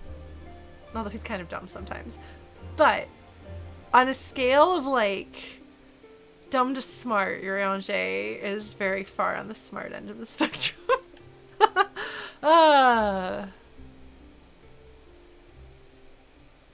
You know, Thancred's not a dummy. He's just sometimes dumb. Very well. Then out of love for my Lady Minfilia and Moonbreeder both, this shall be my solemn charge. He's so serious. He's so serious. Yes, Alphino is on both ends of dumb and smart. That's my boy. Is Ida actually a nerd? Because I would say that she is the one who's the exception. You know, Thancred's not actually a himbo. He just sometimes is dumb. But that's allowed. Alright. Papalimo and I should probably return to Thanalan to keep an eye on the resistance. What are you doing, Ida? There's still the matter of the Griffin and the Amalja. Not to mention the new Imperial Viceroy. That little lot must be worthy of our attention, right? What are you doing, Ida? She sounds so nervous. What are you doing? Just tell us the truth, Hot Pants. Come clean. You aren't fooling your potato pal. And what will you do, Alize? You know I have no great love for organizations and formalities. I'm a rebel. You can't tell me what to do.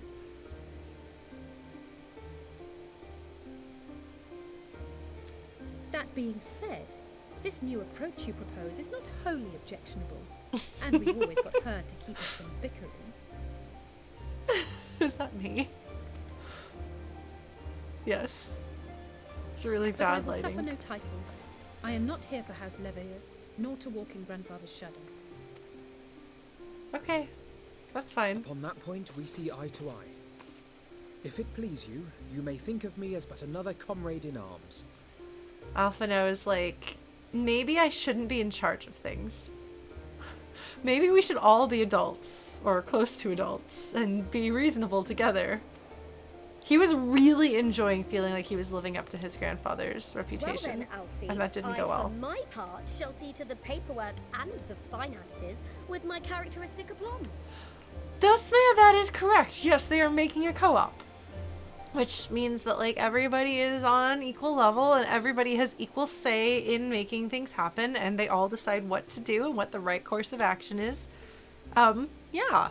Which is interesting. That's what the head developer and his new team, if you know Scott Benson from Night in the Woods, has a game co-op now, which has been very interesting to hear about. It's a very, very interesting structure because it's so counter to what is intuitive for us now, having lived in a world where things aren't co-ops but very like top-down structure. It's interesting. I like Tataru calling him Alfie. I would not have it any other way, Tataru. And we mustn't forget you. What now for the Warrior of Light?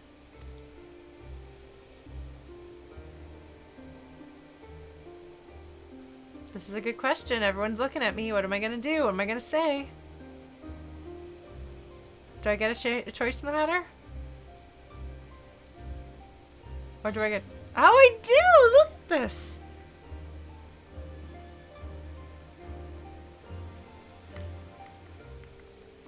I have no idea if it matters, or if this is just to, like, give me the illusion of control over the story. But I'm going to pick the most dramatic option, because obviously that's the right way to go. Also because this like harkens back to what Minfilia said. Indeed. So it's thematically relevant. See. The path behind us was fraught with hardship, and the path before us will be no less unforgiving. But a new dawn shall break over the realm, and I see before me the faces of those who will deliver it. She's using her soul to power her eyes so she can see, and this will apparently mean she doesn't live as long. Interesting detail. Okay. I was very confused because I'm not used to being in this outfit yet.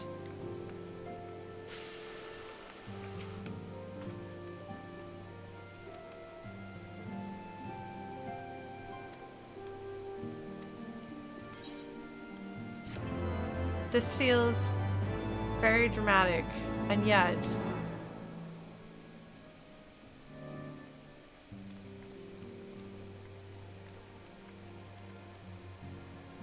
so here's all my friends hanging out, plus Hot Pants. That's right. I will eventually stop burning her if they make her a good character, but one world's heroes are another world's villains. One world's loss, another world's gain. Whose voice is this? Where men go as one, there is life. And where there is life...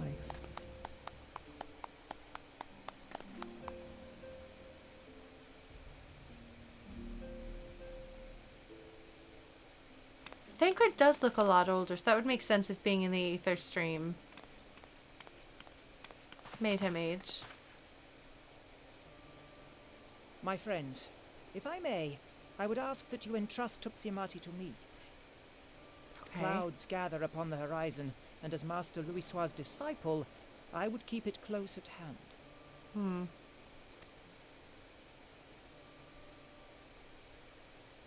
Do we? What makes him more of a disciple than the rest of us? This is a good idea. Do I have reason to believe that this is a good idea? Thank you. I shall guard it well. I guess we'll find out. Like, I'd be happy to take him seriously. But I thought they all were. There is cause to hope.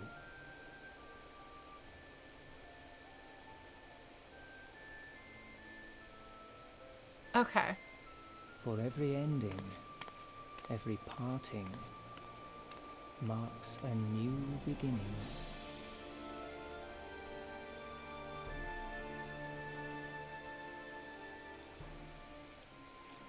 Oh no, it's the bad guys are doing stuff music. Oh, are you talking to an Ascian?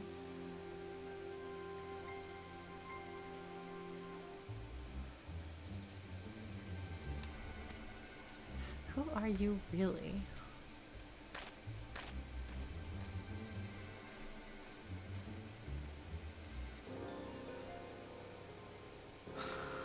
There we go! There's our Ascian. I don't like them. They could make me care about the Empire, but they're gonna have to work really, really, really hard to make me care about the Ascians and not just make fun of them constantly. I feel bad because most of the time when I stream a game, I generally take the games pretty seriously. And so when I talk to characters and I get mad about the characters, it's like I want to, you know, I want to hit Don Corneo in the face with a nail bat. But that's like good. That means the game's doing what it wants me to do. It's making me want to. It's making me feel the way it wants me to feel about these characters. I think I'm supposed to think the Ascians are scary and evil, but I just think they're dumb, and I want to just razz them constantly every time they're on screen. And I'm sorry because I feel like that's not like on brand for me as a streamer. Like that's not usually how I feel about things. But I really didn't like A Realm Reborn. There's a reason why I wasn't streaming this game before. Good night, Chadu, and thank you for following, Paige. Thank you so much. Yes, they're the basement goths. They hang out in someone's basement on the moon. I'm glad that other people really don't like them. It'll be interesting to see if they are something that recurs, if the game is able to make me care about all of these people. Alright, Elidibus.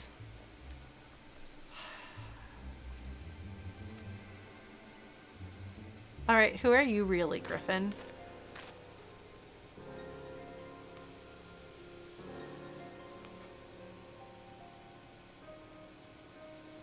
Oh man, okay, actually Griffin, you're talking back to an Ascian, so I like you more. Yeah. Were they really?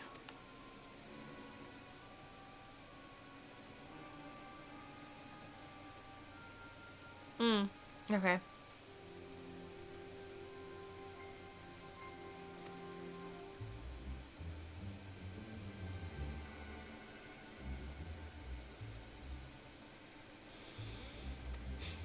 This can't be good. Are those the dragon's eyes? Oh my god. Are you serious? Are you serious? Oh my god! I am so mad at you right now. Oh my god. Did we not... So you can tell this is from Heavensward because I didn't have to ask what those were. I knew exactly what they were. My god, okay. Cool. This is not good. This is not good. I actually don't remember if that's what I said. I might have said something to that effect.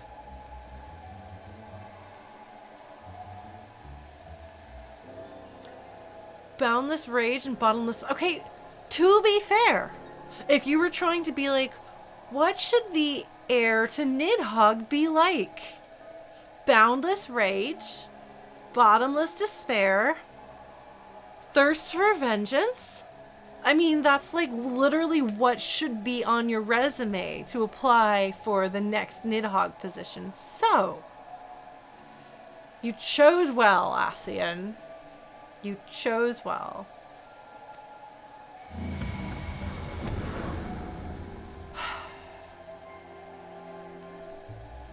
I hate Nidhogg. Because I was going to make a sassy joke about what they looked like, and then I realized I knew what they were, and I didn't have to make a sassy joke. Yeah, no, but it's nice, though. Like, and I don't know if this is, like, in Stormblood we're going to have Dragon Eyes, or if this is still, like, stuff that's post-Heavensward. What is this? This looks very dramatic. Alright. Alright. Oh my god. Oh my god! Oh no! Okay.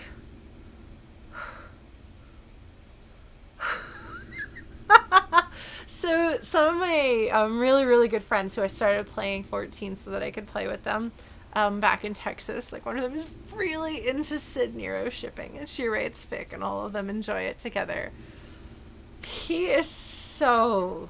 He also goes on the Drama Queen scale. Without a doubt. Without a doubt. Okay, so we have a Sid, right? So they've got a thing in their forehead that means they're from the Empire. Sometimes they'll hide the thing in their forehead so people don't know they're from the Empire. So our Sid is like the most brilliant genius of all technology. And this guy went to technology school with him and could never quite best Sid.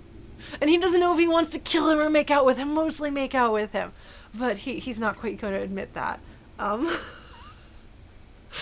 So, yeah, that's really what you need to know about Nero.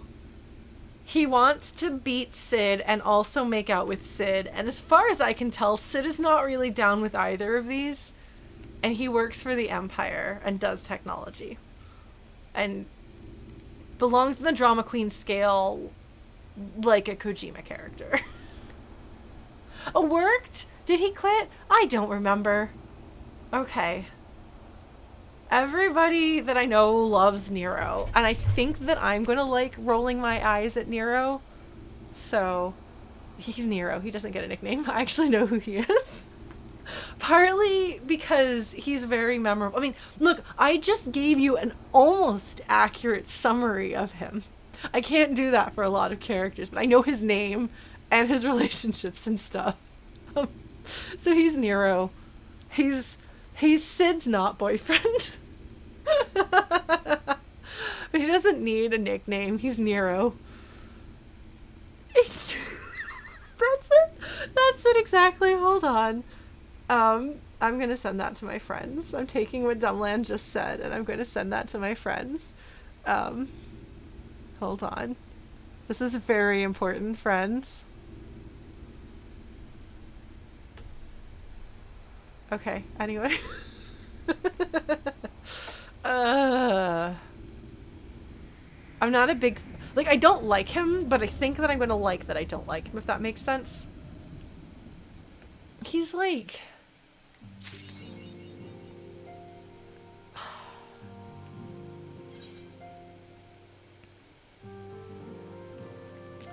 Yeah. Good. Good, Thancred. It's okay. We're saving the world. Yeah, no, and like it's like I hate Nidhogg, but I like how much I hate Nidhogg. I did spend a lot of time talking about how much I just hated dragons, so like so much. Every time I do my friends, I'd be playing through the main story quest and just be like, I hate the dragons so much. And one of my friends who I play the game with, like, dragons are her favorite animals. Like, she goes by Dragu. And she was very sad. And then I was like, Dragu, there's a dragon I like. And she's like, oh, is it Vidofnir? And I was like, yeah, so could you tell? She's like, I know you, Lauren. Oh my god, are we having the mad science and mad engineering discussion? Amazing. Hold on. Good times. Good times. That sounds like what one of my other friends who is actually an engineer would say. I like Vidofnir. And I didn't like any of the dragons until her, but I did really like her. And it's true, Tiamat is an interesting character, and I like her, and I wonder if we're going to get to know her more.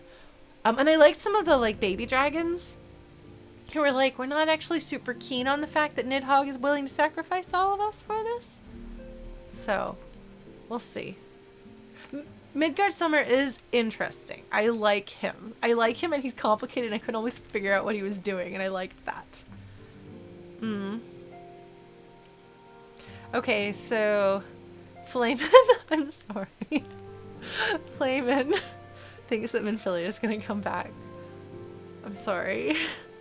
You're just gonna get the names as I say them.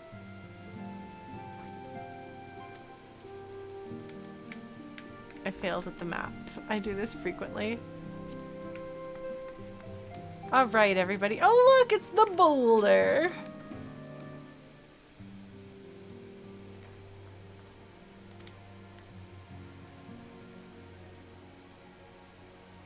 Rather pointed advice.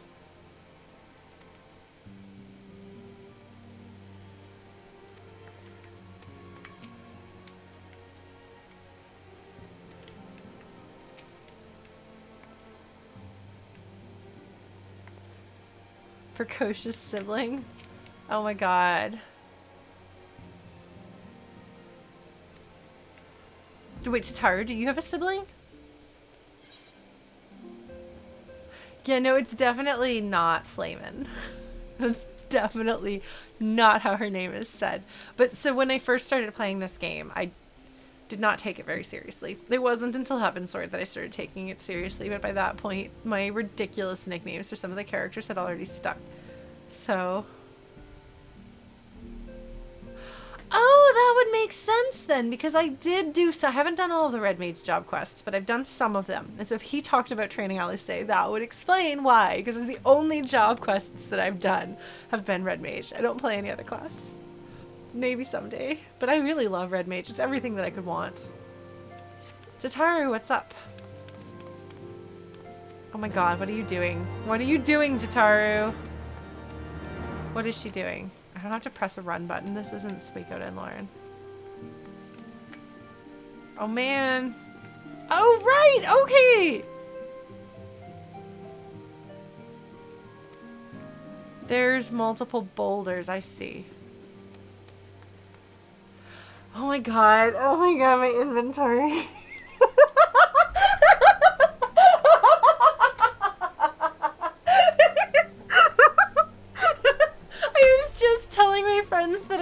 That I do weekly stuff with today. I was like, so now more people are aware of my inventory and have made fun of me for it. And they were like, oh my god, Lauren. Because we'll go through dungeons and they're like, Lauren, why? Why, Lauren? Why? And this is after me having cleared out stuff.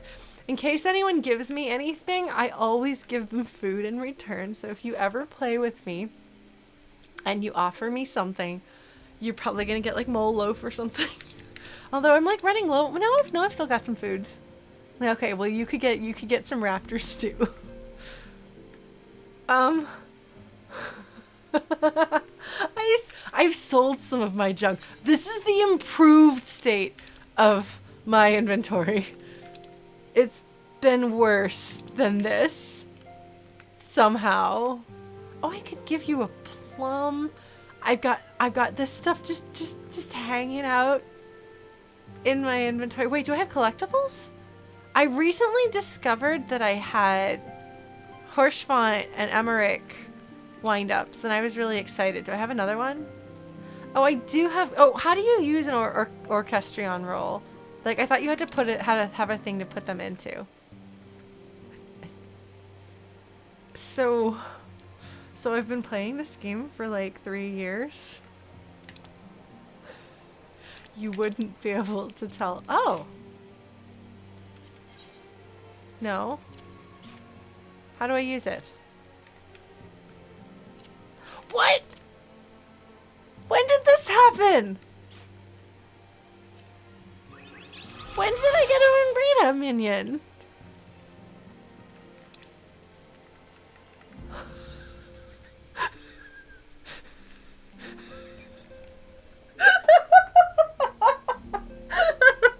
I'm so good at Final Fantasy XIV.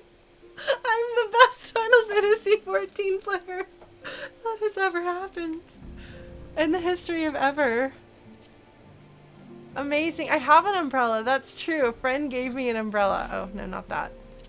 Can I do this? What does this does? What does this does? Words.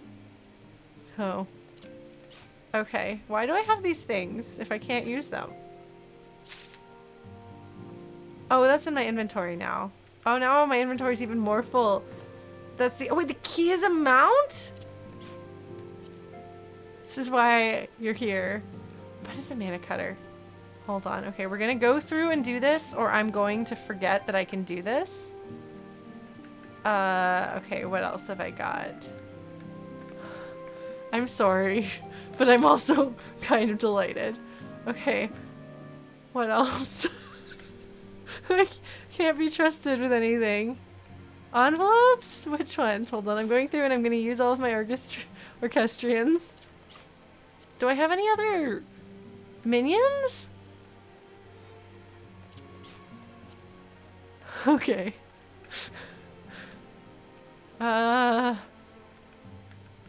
What is this? Okay, so I actually sold some stuff. Like, oh, I just realized. Oh, wait, hold on. No, we have to do. Hold on. Don't let me get distracted. But I just realized that I can make you see my sidekicks. Oh, that's so exciting. Do I have anything else here? I've got more of these coffers, but I guess... Oh, you could have a cookie. I could give you a cookie. Do you want a cookie? Does any of you want a cookie? I actually baked cookies today. So I have to keep some of these because, like, you never know when you need to just be like... Yay! You know? Okay. I'm going to show you my sidekicks.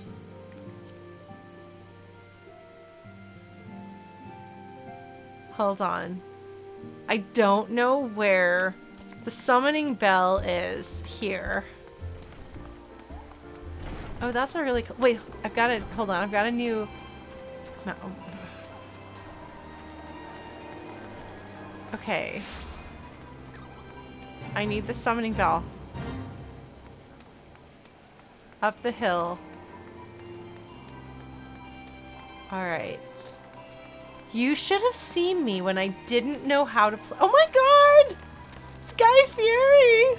Hold on. Sorry, folks. Okay. That's amazing. I'm so happy. Oh my gosh. Now you can all see the great names that we have. Like, I don't know. It's just, it's good, okay? Critiquing Guy Fieri. Okay, this way? Okay, this appears to be where people are shopping, so this must be the right area. Oh, I should get my stuff mended. So that my clothing doesn't all break like it did that one time in Ormvale. But the game now tells you when your stuff is about to break before you go into a dungeon. Rad Matrix. Oh, wow. Okay. Sometimes a person has a vision when they name their character and dress their character up. Rad Matrix is well named. Also, Rad Matrix is part of the Spice Boys, and that's amazing. I was gonna sell stuff on the market boards. Here we go. All right, folks. Are you ready? Are you ready to meet Catboy Hero and Prince Bearhug? Are you ready? Are you ready? Oh man, Ivy Snow, that sounds like a good story to tell. Okay. So here's Catboy Hero.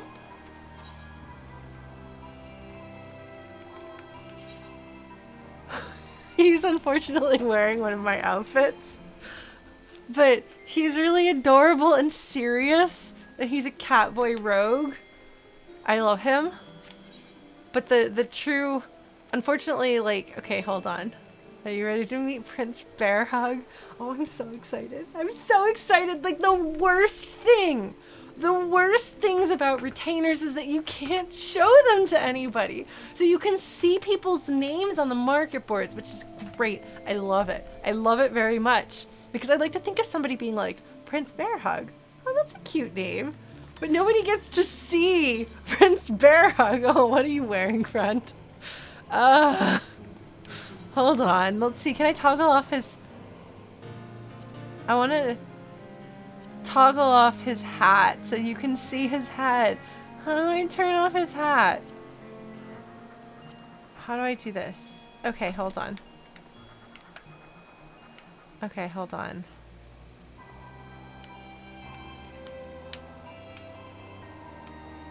Anyway, hold on, we're getting there. Just ignore that he's wearing whatever. Look at Prince Bearhug.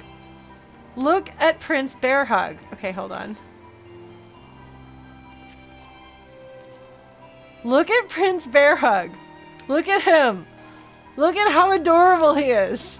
I love Prince Bearhug so much. Isn't he adorable? Don't you love him too? Look at him. Look at Prince Bearhug. Look at him. Look at how adorable. He's got a heart on his cheek and a scar and cute hair. I love him. He's the prince. He's like a magical prince. Then he gives the best hugs. I mean, because I don't know what my armory chest is. When I tell you that I spent most of this game not even knowing how to play it, I'm not exaggerating. I would follow my friends around because I couldn't find my way around towns. Like, I couldn't understand what was happening with the graphics. I didn't know the basic mechanics of how fighting worked. I still don't know what my armory chest is or how it works. Like, people have to walk me through step by step. Like somebody had to sit down with me and explain to me how to make a retainer and then how to do the retainer. I now know how to do glamour plate, but I've accidentally glamour plated over. Okay, so I decided that I was going to make a glamour that was I was going to do something that was a fancy dress for my friend's wedding that I was going to in game. But I accidentally overwrote the fancy outfit that I got with my glamour that wasn't that. And I didn't know how to undo it. So I'm good at things. Anyway, isn't he adorable? Don't you love him? You should love him. Oh my god. Oh my god. Oh my god, look at him. He's even cuter. Look at how cute. Look at him. Oh my god, I want that hat back though. So I'm gonna put, oh my god. Oh, he looks so serious. Oh my god. I'm so happy. Oh, he's so cool. What a cool guy. You're a cool guy, my friend. All right. No, I just went to my friend's wedding in whatever clothing I had. I could give him the bunny head mask. No, but he has to have something that has armor because then he can go on more quests. But I need to get retainer books so that I can send him on more quests. I love the fact that they go off on adventures and show up and are like, here's some roof. Oh, man. Look at how, okay. So I really love, I feel like this is a quote to I'm in your base killing your dudes. Am I the only one? Please tell me that you too think that that's what this is. Okay, good. Like, this is one of those things that, like, has lived inside my head, and I haven't been able to share it with anyone ever, and I hate that. Okay, good. Well, I'm glad. Okay, we're gonna, so Catboy Hero, who's wearing, it looks good on him, though. That's the outfit one of my friends made me when I didn't know how to do glamours. She's like, here, this is what you're gonna do. So wait, is this... Oh, that zoomy thing also works out here. Oh, how exciting. Anyway, Catboy Hero is adorable, and I love him. And he's very serious. I gave him, like, the most serious personality I could. So war out there, miss. You have no idea. Like, I just love him. I love my retainers so much. But I think Prince Bear Hug they're so adorable. Yes, I saw that. A friend showed that to me. So you can have the tsundere retainer. But I can't send him on any more explorations because I don't have any...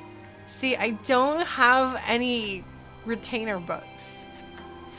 Or I don't have enough retainer books. I guess I have one retainer book. Oh, that's amazing, Dosmea. Incredible. See, like, do you see how serious he is? Don't you love Catboy Hero?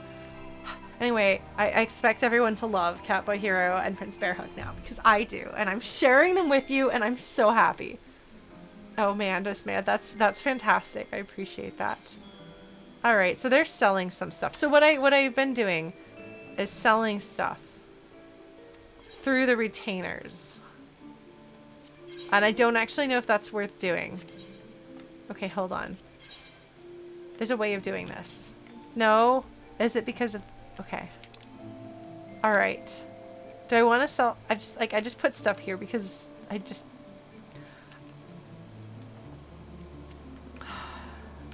get kind of anxious about this. Like, what do I sell? How do I sell it? Did I just give you my stew? Let me give you my stew. Do you want some stew? What is an armory chest? What does it do? Why do I have it? Do I have to worry about something with it? What's going on with it? I don't know. How do I put things from this into my glamour chest? I don't know. All of it's a mystery to me. Because I feel like I should probably do that next stream though. Because I feel like we've gone way over. I'm not used to having 2-hour streams. I usually stream for 3 hours, but this stream has been at least originally planned to be from 8 till 10. Oh, we could do it between streams. That's actually probably better. Spare the rest of you. But I hope that watching this gives you an idea of what I was like for the first 2 years that I played this game. Like, do you feel it? Are you having the, like, wow, what the heck is going on with Lauren experience? Are you in awe of my lack of understanding of this game? Now that I've started playing it once a week instead of once a month, a lot has gotten better for me. Look at this though. I made an outfit. And I like it. I'm gonna make an adventuring outfit because I had to get some pants. But I did. I got some pants. So next time you see me, I will be wearing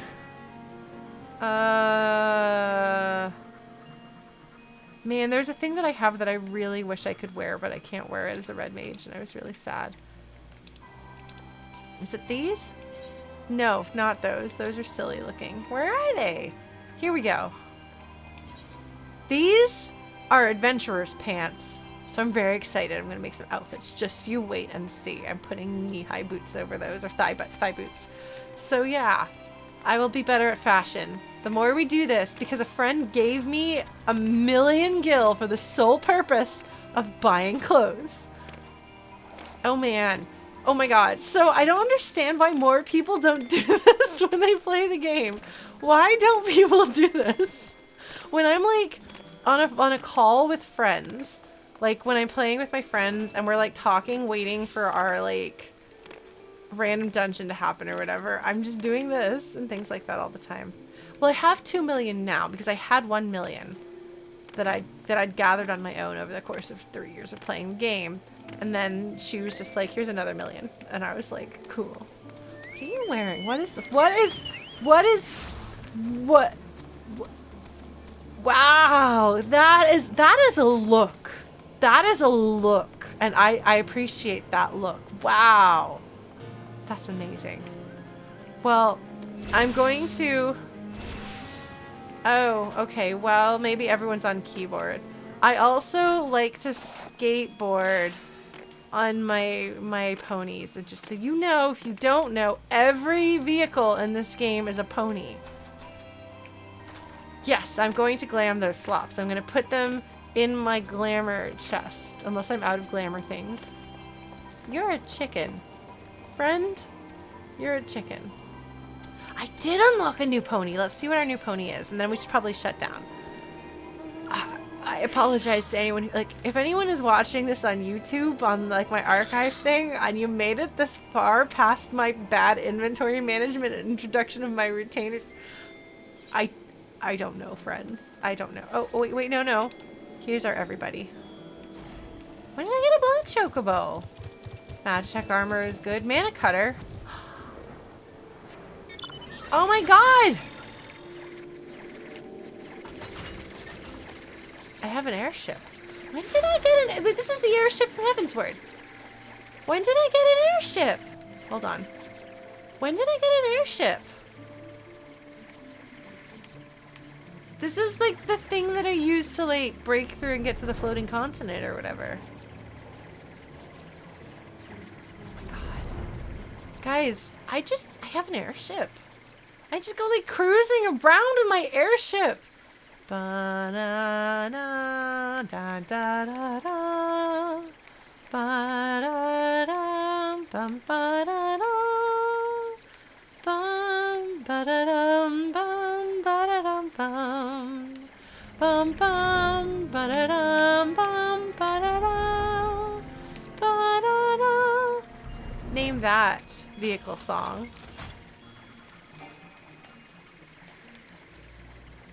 Oh man, okay. It's been a while since then. Domans? I really want to know what's going to go on with the Domans. I want to know they've got 2 groups of refugees. I really want them to do something with that. Maybe they will. They might. It seems like the sort of thing they might do. Oh look, it's a Drist. Anyway. I'm gonna... Oh, Chrono Magus. Guy Fieri again. I'm sorry.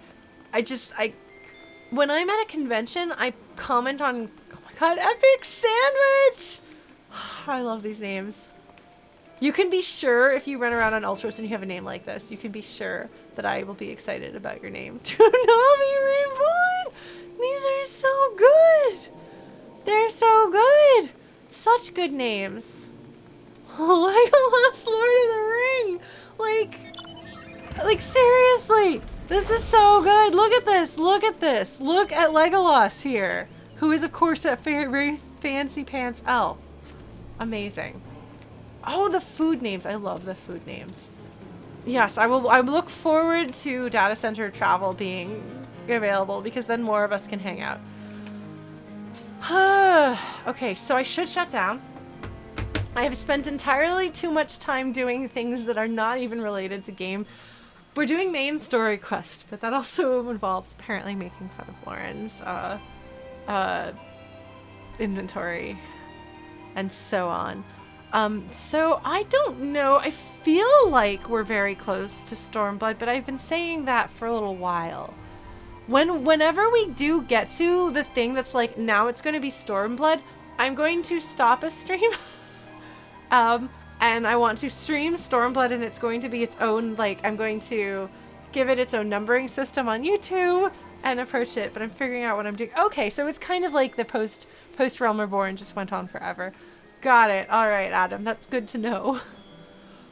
Talara, I appreciate that. I'm making fun of myself though in my inventory management. I always struggle with inventory management in games, and this game is no exception. Okay. The last patched cycle before Stormblood. Alright. I feel like maybe I should like label which patch these streams all are, but I don't know what the answer to those questions is. So who knows? But yeah, I don't know. Oh, those two. Oh my god, that was Eldwith Pentroth and Miss Eldwith. Oh my god, that's adorable. I don't know. We're just gonna keep going through. I don't know how many more streams of this we've got, but oh,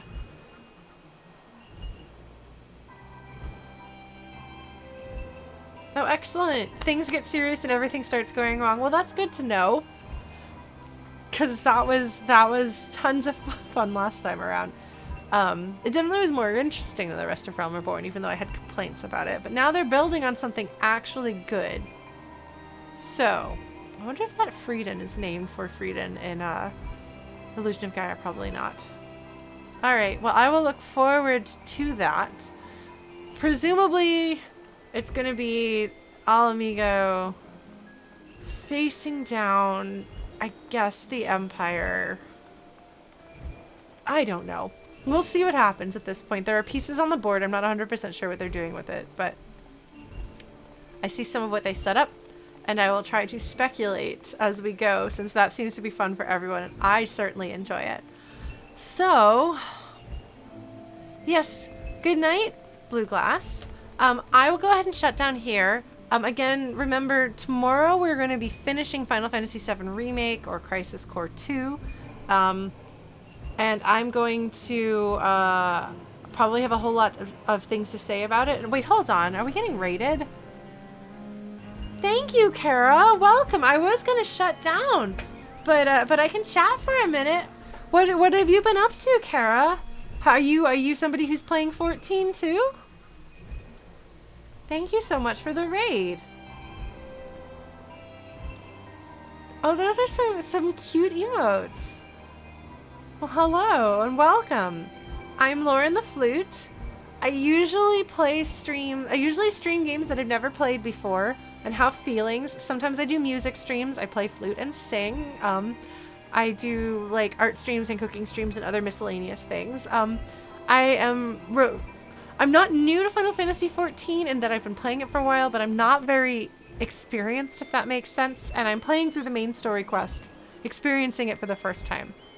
So we're working our way through some of the later patches as we get to the next full expansion. I just started streaming this game, so I'm still kind of getting into my streaming groove with it. Other games that I'm playing are Suikoden 2 on Tuesdays, and then Final Fantasy VII Remake I'm going to be finishing tomorrow. So if you have nothing else to do and you want to see me have lots of feelings and thoughts and talk a whole lot about it, last week's stream I wound up having what I feel is an epiphany about the metagame of what they're doing. I don't know if it's right or not. I talk a lot when I stream. Sometimes it's on topic.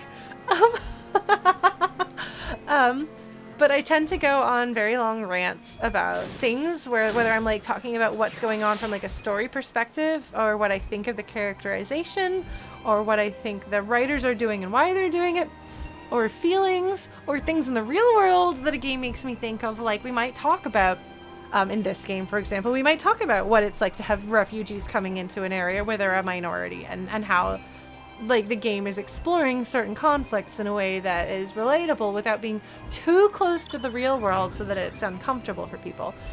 So talk about stuff like that. Also, I cry a lot. I definitely cried during the big character death in Heaven's Word, if you're familiar with this game. But yeah, welcome so much. Welcome so much. Is that no? Hi, I'm Lauren.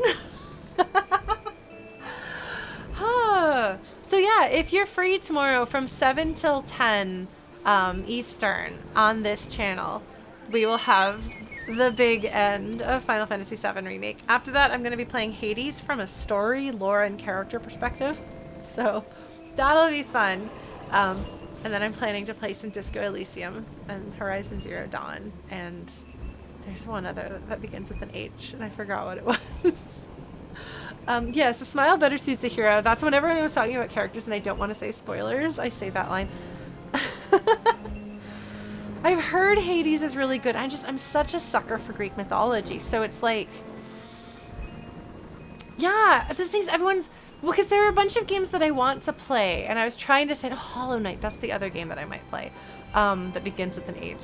But because I can't avoid Hades spoilers, and I like to go into games without knowing what's going to happen so that I can kind of talk about what I think is going to happen in the story, because that's really fun.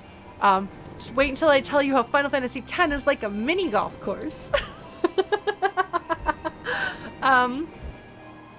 It's hard to avoid.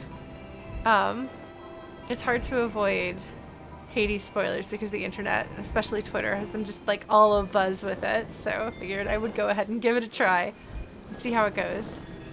Final Fantasy X is fantastic. I streamed it a few years, my first time through it, and bawled my eyes out at the ending. It's such a beautiful game with such an incredible ending. And I'm kind of expecting that Final Fantasy VII Remake is also going to make me cry somehow. I don't know how it'll make me cry as much as Crisis Core. So the thing with Final Fantasy VII Remake is that I don't really remember what happened in Final Fantasy VII. So I'm playing Final Fantasy VII Remake as though it is Crisis Core 2, because the only game I remember is Crisis Core. Even that's kind of questionable how well I remember it.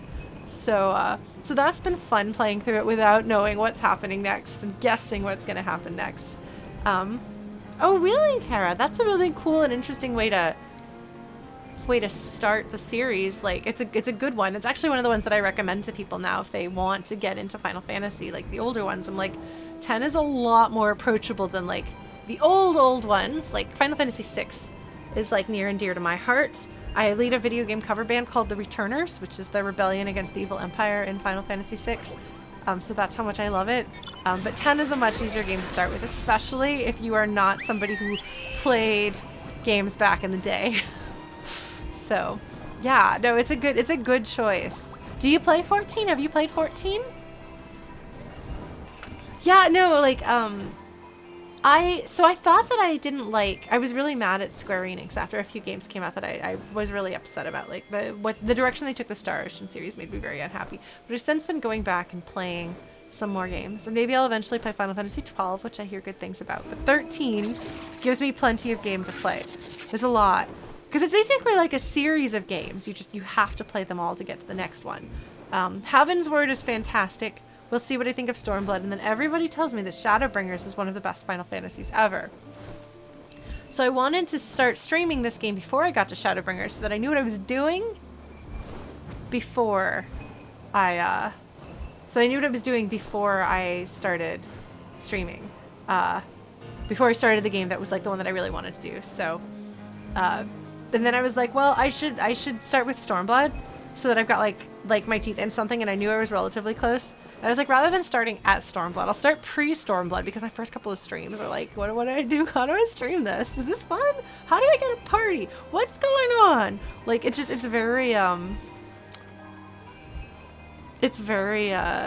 different from streaming other games because like the timing of it is different, because you've got, you got to figure out, like, you know, looking for party, that's going to be a thing that's going to happen and take time unless you've got viewers who are able to join you. And for a while there, we had 3. We've gotten to the point where we can have 4. Like, I have enough people that I can call. And Chia Pet, oh my god, Chia Pet just ran by. That's a good name.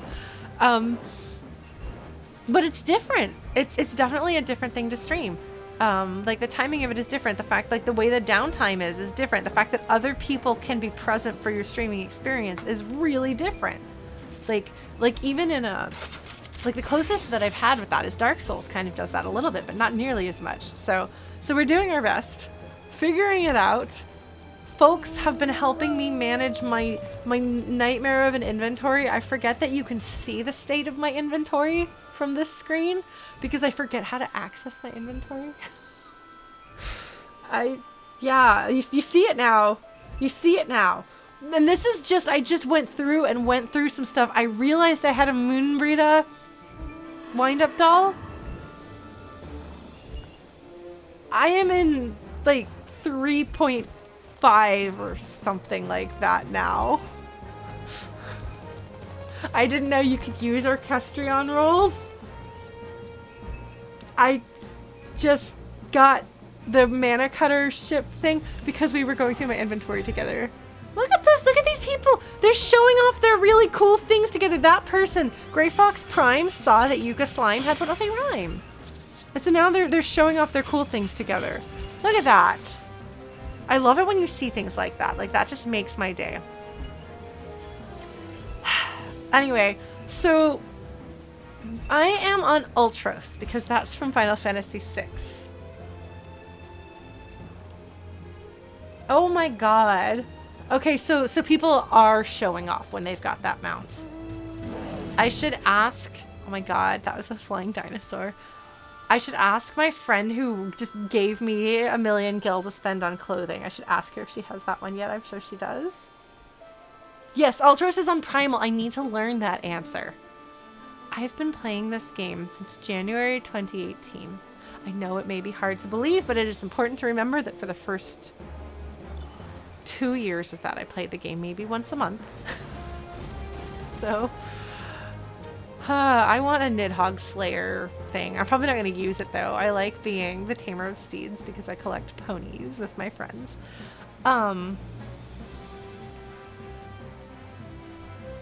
No world travel? I thought Primal could go to Primal. Do I have it? Do I have it already? Oh man. Oh man, do I? Okay, where are those located? Reputation? Oh, look at me. I've gotten 24 player commendations. This is what happens when you almost exclusively play with friends and your DPS. Oh, there it is! Acquired titles.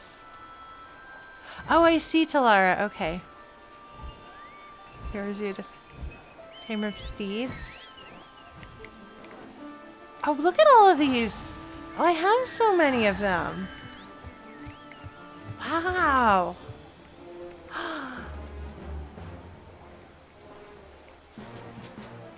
Amazing.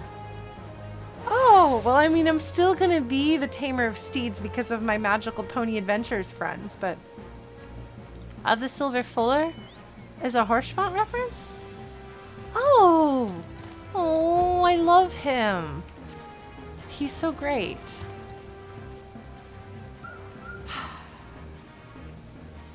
Well, that's cool. Oh, man. That's good. Well, they know what they're doing. They know what they're doing. Kara, thank you for following, and thank you so much for the raid. I'm happy to meet you. You seem like you're a lot of fun to talk to, and you have good taste in video games. So thank you.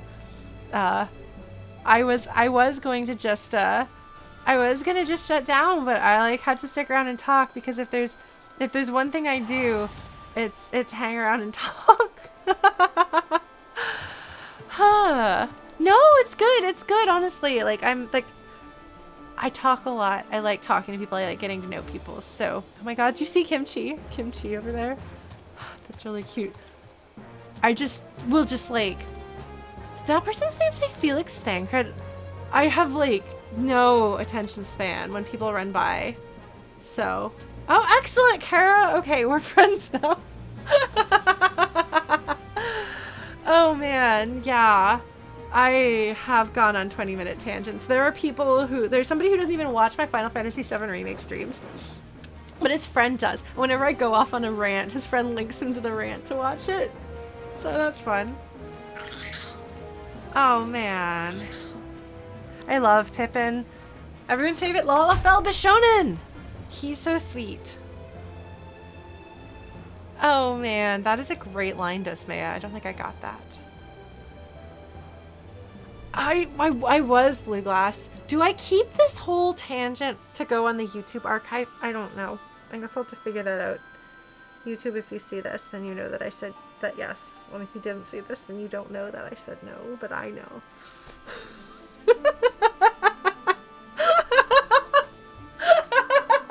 Blue Glass votes for yes. It's supposed to the people who watch me play this game. This isn't even a tangent. This isn't even a tangent. I don't know what this is. Oh my god, I love that they just broke world travel and we're like, we'll fix that tomorrow. Oh, is that why I got the notice that was like, we're turning everything off tomorrow because we don't know what's wrong or how to fix it? Sorry. I saw that when I loaded up. I was like, I've never seen a full screen thing that just lets me know that it's going to be down. Oops. Okay. Well, that's kind of amazing. Great. Incredible. Oh, it's not. Okay. It's not Felix Thancred. It's Phoenix there now. Okay.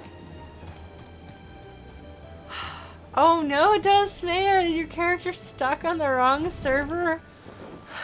Hopefully you don't have to die and then be escorted by the voice of God back home. I can make that reference now. Look at me, the cool kid, making references to the game scene that I just saw. I really liked that. Wow. That's so interesting. I'm sorry, but that is so thematically relevant to the section of the game that we just played through that I'm going to think about how much I like the game. But maybe not so good for everybody else. I mean, a crisis with house auto demolition would be a worse crisis. And the last thing you need with a crisis is to compound that crisis. Oh man. Firmament Fet, what is that? What's gonna happen? Is this a thing? Should I know what this is? Is this a commonly known thing? Oh man. So when I first started streaming this game, I gave my summary of what happened. Oh, there's a thing in. I like Ishgard. Oh, I don't craft though. Oh,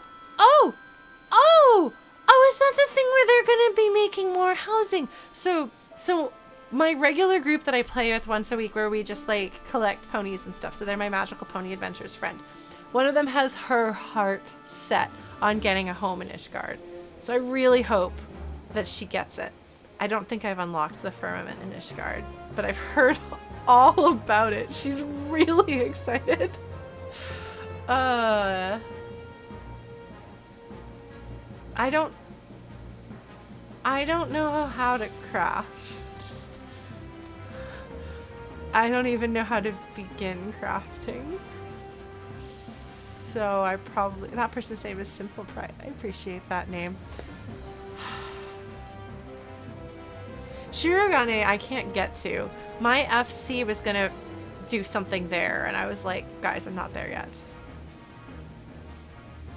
I don't know if I can stream for that long. Unless you folks want to hang around and see what it is with me, but that person's name is Cow Tipper. Why is their name Cow Tipper? I'm sorry. I love the Fate music. I'm all over the place, friends.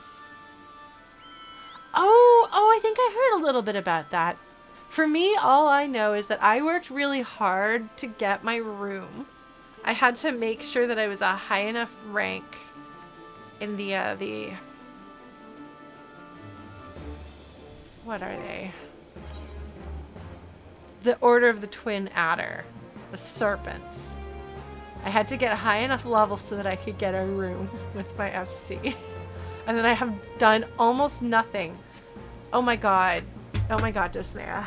I will show you my room. We will do that at a later date. Unless you want to see it right now.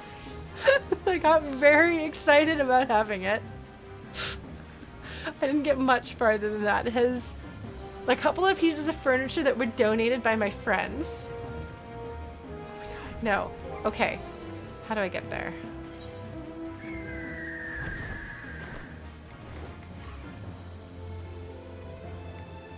Okay, don't make fun of me. You're gonna make fun of me. Don't make fun of me. Oh, the top one. I knew it was near the top, but I didn't see it at the very top. All right.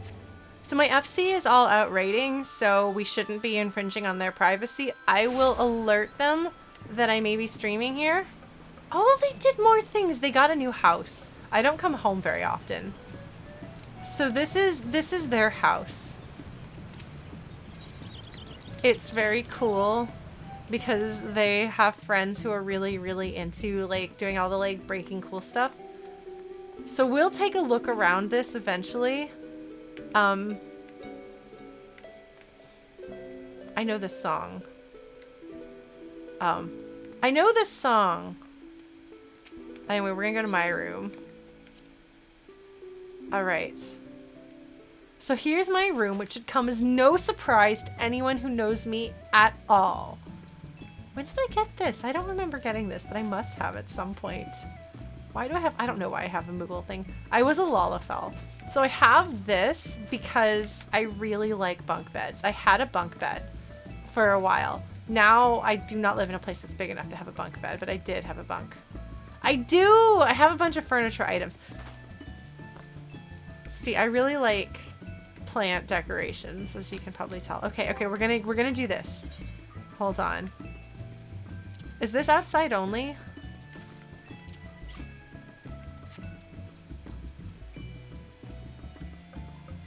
There's a storeroom. I'm sorry. I'm sorry for what I am. Sarge. Social housing. Oh, right!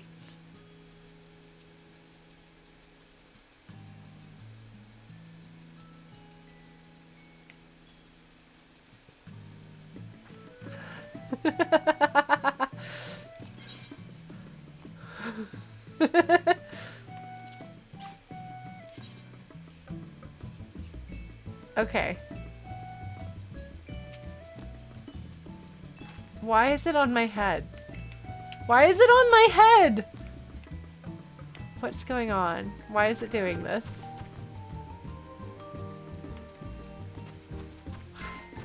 Why is it on my head? Oh, it's not on my head. Oh, okay. I don't understand what's going on, but I'll figure it out. Don't worry. Oh, it's flying. Okay. I don't know where to put it, so we're just gonna put it here for now. Excellent. So the problem is... Okay, I've got a desk.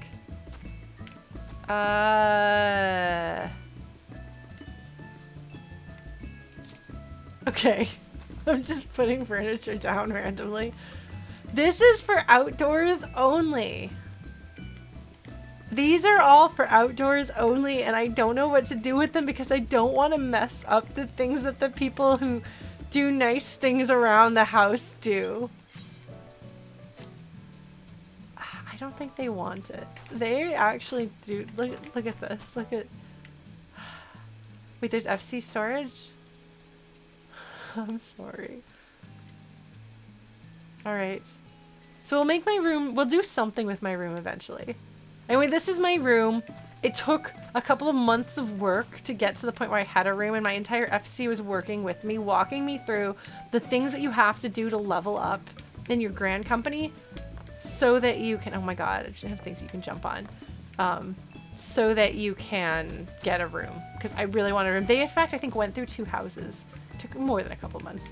But yeah, they went through 2 different houses in the time it took me to get a room. Because I'm very good at this. Again, remember I played the game once or twice a month. But still, my room, it's grand, it's impressive. It's not actually grand or impressive, but it's my room. How do I put things in my FC storage? I guess I'll figure that out. I'll talk to them about that and make sure they're comfortable with that. You know, no, we're gonna just stay in my room. And we'll start it off in my room next stream. What is that song? I know that song. Well, I don't know. Can you have different music playing in your room? Because if so, I should get that. I should get a thing so I can play music. Because I have music. Alright. This time for real, I should shut down, folks. just because I feel like I've kept enough of your time and you probably have things to go and things to do. Places to go, things to see. Oh, I want to get a baby orchestrion player. I have some money. I could do that. That counts as getting clothes. I'm just dressing up my room instead of dressing up my character. But it's all part of the self-expression of dressing up. This is how it works, you see. Okay, Talara. Alright. Good night, Blue Glass. Thank you so much. Thank you for joining and hanging out late. I hope you have a good evening, and we'll see you tomorrow for Crisis Core 2 conclusion. Alright. Going to Foundation? I don't think I've unlocked the place to do that.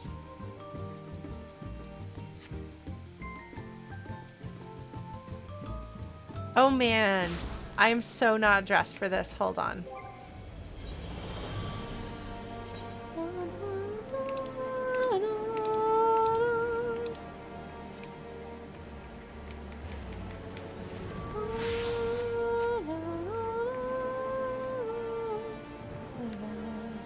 Alright. What do I have to do? Other than jumping around, because this is what I do.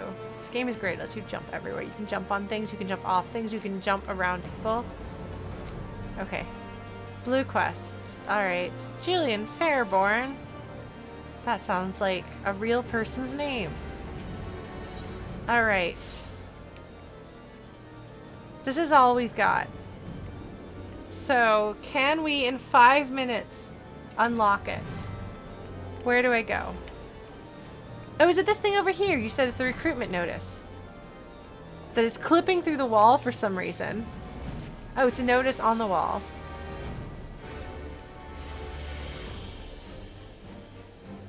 Okay.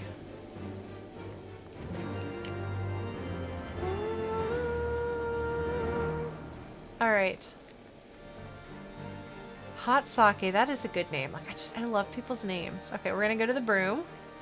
The best way to get to the broom is to jump off of the highest possible point that you can use to get there. Let's see, if I remember correctly. I missed it. There. Okay. Anyway.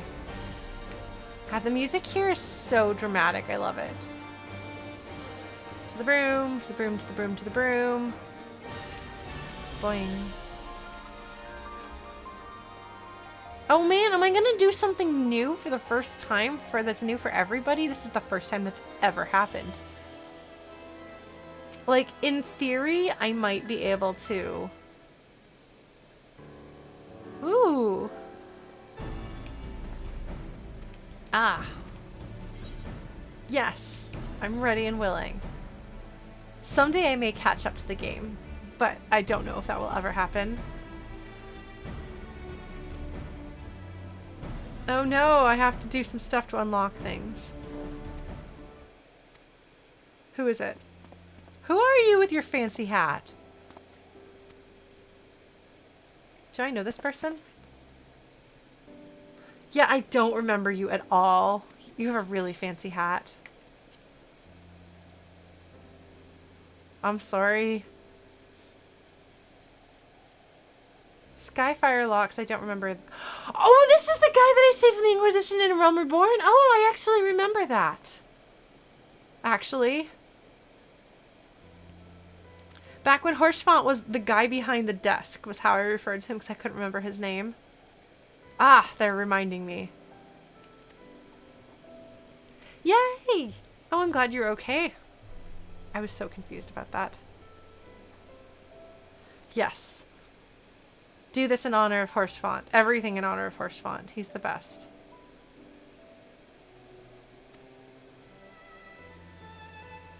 Aww.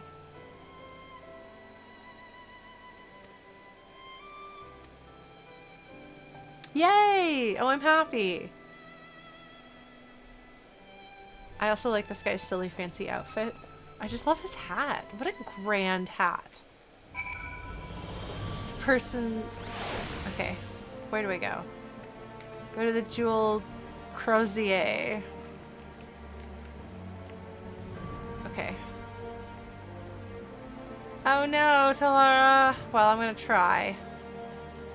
Can I just go into the firmament now? Is it right there?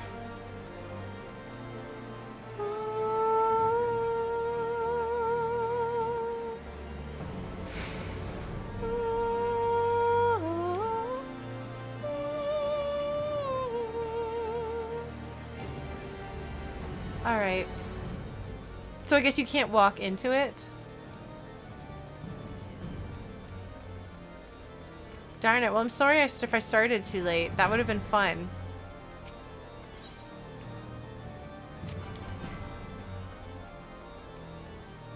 I mean, I doubt he'll let me in unless I do the quest.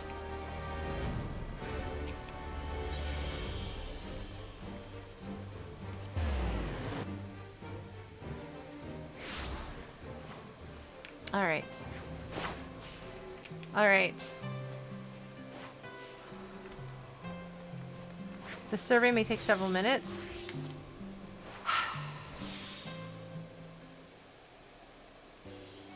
I really want to go see that.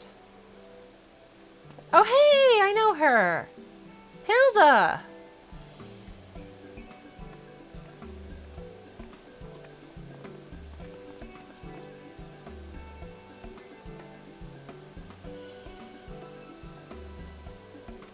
Oh, shall I skip this and rewatch it? I can do that. I don't usually do that, but shall we do that? So that we can go and do this?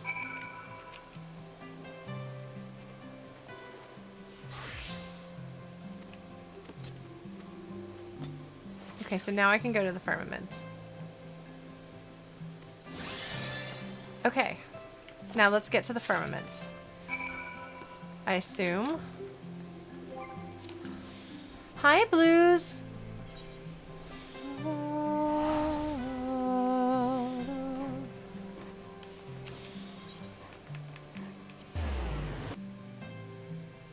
We'll have to go back and watch that later.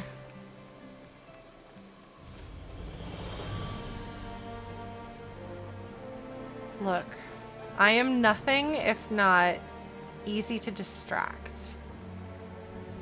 Look at this! Kojima is here! Whoa! Kojima!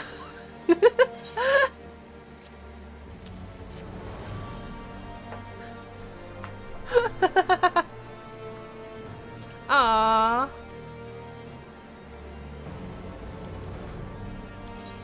Yes, let's go to the firmament. Hold on, I have to share a thing with a friend.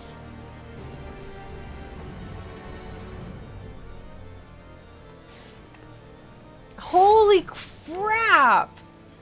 That is a lot of people.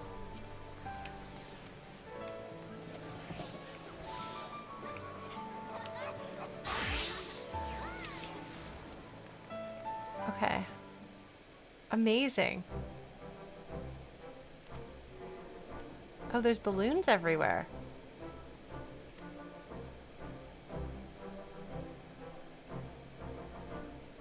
Oh, it's pretty. Oh! Okay, who is the question mark here? This is the character that I love so much who died. This is his dad, who's really awesome, and I love him very much. Oh, that's right. Oh.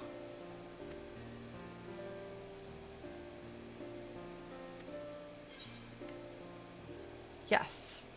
Sorry, I've been living under a rock. That would normally be the answer, but I do actually know this. I've heard about the pile of rubble situation. Good night, Paige. Thank you so much for joining, and I'll come check out you because I'm really curious to see how your streams are. If you like to talk and be friendly too, then I think I'll get along nicely. Yay, please come visit, folks. Oh man. Redistributing wealth. Oh man. We're solving. I think he is in the... Oh, Paige. Okay, sorry. Well, it was nice to have you here, Paige. Thank you so much. And hopefully I'll see you, because I do want to drop by Kara's streams, definitely. So I guess I'll see you there. Because if you and Kara are any indication of her community, it seems like a really friendly bunch, which I like. We try to be friendly here too, so. Horsefound is in love with the Warrior of Light in the Japanese version, right? Oh man, they're gonna have democracy here. Yay! I love their super fancy bows. Alright. New characters.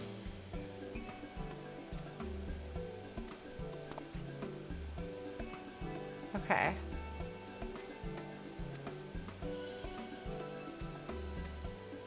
Okay.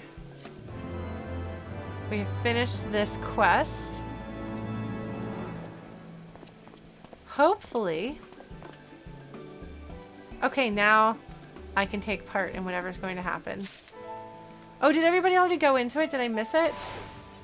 No, they're still here. I wonder if I know anyone here. Wow, there's so many people. Look at how many people there are. Holy crap, there's more. Oh my god. There's just people everywhere. Oh, this person's named Elenwe. Oh my god. Elenwe is a character in the Chronicles of Prydain, which are some of my favorite books as a child. Remain very important. If you like my moral compass, you can thank Mr. Lloyd Alexander, the writer of the Chronicles of Prydain, for instructing young Lauren on what it means to be a good person. Waffles O'Malley has a really good name too. Alright. So so this is the party. This is what it is. What? No, Blues. This is a new area that just opened up, and people are going to be able to buy houses here. So stuff is happening. I was expecting it to, like, have, like, a thing we had to do to work around here, but... So everyone is here because it's brand new. It just... So this is like... I guess it first opened because this is a good, convenient hour for a lot of time zones. Not all time zones, but... So there's are going to be people everywhere I go? Whooper, you know, you have to get through... Oh man, I like this music. Oh, this is nice. Yeah, so the players, bit by bit, have had things that you can come over here to this area and do your crafting stuff. And it's to help build up this, like, rubble that it was into an actual housing district, which everyone expects that when the next expansion comes, these houses, like, that's when you'll be able to get a house here. So players actually got to have a hand in making this happen, which is super cool. And one of the things that I love so much about Final Fantasy XIV is that the relationship between the people who make the game and the people who play the game is a very good one. Like, the people who make the game, they're very, very good at what they do. They're very playful. Like, whenever they have, like, big announcements, the guy in charge of things will wear a shirt that hints at what is coming that's new. So, for example, before the Viera, the bunny girls were added as a playable race, he wore a Bugs Bunny shirt, and so people were like, "Are we getting Viera?" And we did, in fact. So that's the kind of humor that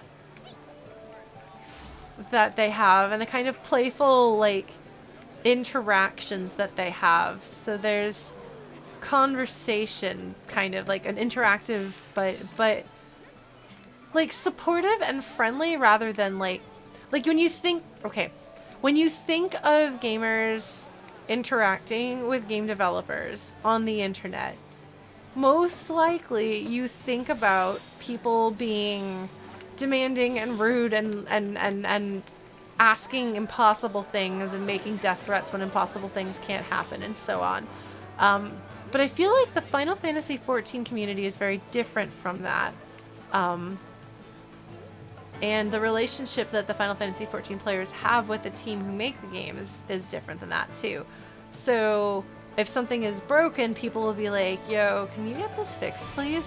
But it's very much like, we heard you say this, and we know that that's a problem, so we're working on it. Yeah, it's really cool. It's really positive. Even as someone who, like, feels like I've been kind of on the outside of playing this game for most of the time that I've played it, it's only recently that that's changed, as you can probably tell from things that I don't know how to do, like inventory management.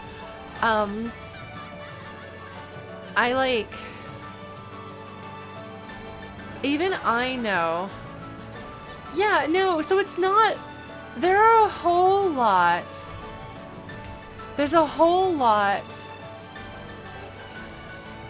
of ways to play this game.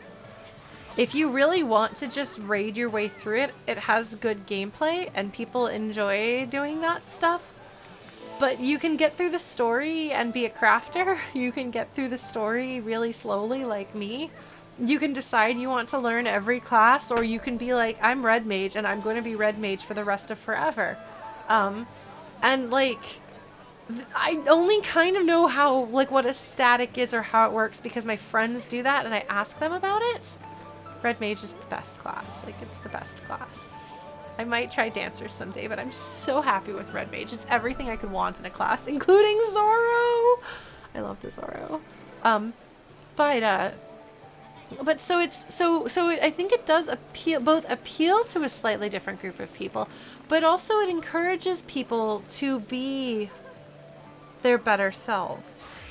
So if I can like, I guess, pat my own back here for a second, people will sometimes say, like, Lauren, your community is, like, not toxic at all. Like, how do you not have toxic commenters, and how do you not have, like, toxicity in your Discord and stuff? And I'm like, well, it's a combination of things. Part of it is that, like, the way I do things is boring to people who want to troll me or be rude, and I won't play along with that kind of humor. And part of it is that the people who are drawn to the sort of thing I do, with feelings and heartfelt conversation and being relatively chill, like, kind of make an atmosphere like that. But we've also had a few people who came by and were a little bit trolly, but they behaved better because we expected better of them. And if you make a culture in which what's normalized is to be good and kind to other people, that's going to be perpetuated, you know? That's going to be like a self-fulfilling thing.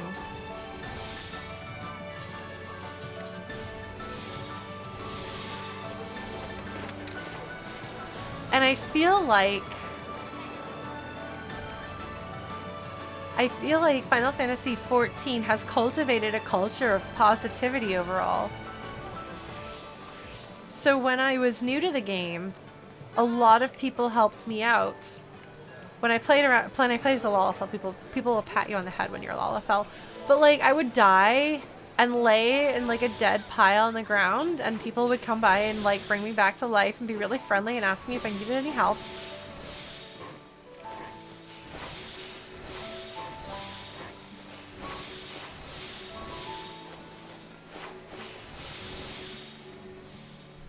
Oh man, oh no. Don't make me do a gambling thing. Okay. There's so much of this.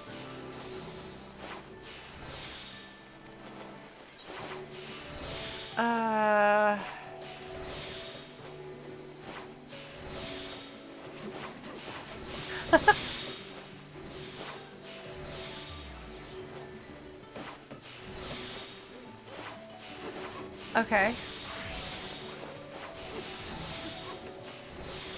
That sounds complicated. So this isn't usually the sort of thing that I do. My friends basically have to walk me through the seasonal events because I'm not really big on this sort of thing. Oh my god, there's so much stuff.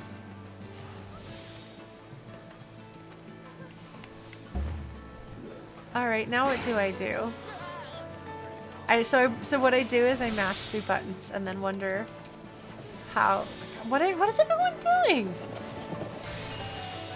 What are they doing? Why are they all sparkly? What are they doing? Oh, they're crafting. Oh, that's really cute. You can tell how much time I spend around people. Look at all of them crafting. Look at that. Let them go. That's really cool. I like how it feels really festive. And because so many people are here, it feels so festive. Oh, that makes sense.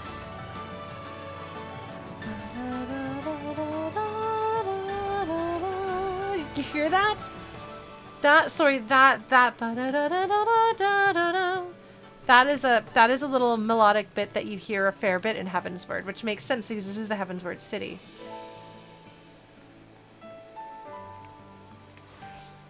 So this is doing a really nice job of using the music from this part of the game, but putting a spin on it that fits what it is really well. I don't see more things. God, there's so many people. I'm just like wandering through the crowds, kind of in awe of how many of them there are. Oh, I guess there's one right over here. There's so much. This is too much. Okay, I don't have any of these skills, so I think I'm gonna have to pass on the... Like, so much of this is crafting and gathering, neither of which I can do, and is probably a bit much for me to learn how to do for this stream. But this is really cute. Dr. Derriere. Oh my god, the names. The names. Oh, I like the waffles and Mally's here. Oh, okay, hold on. Oh my god, what is... Oh my god, I'm sorry.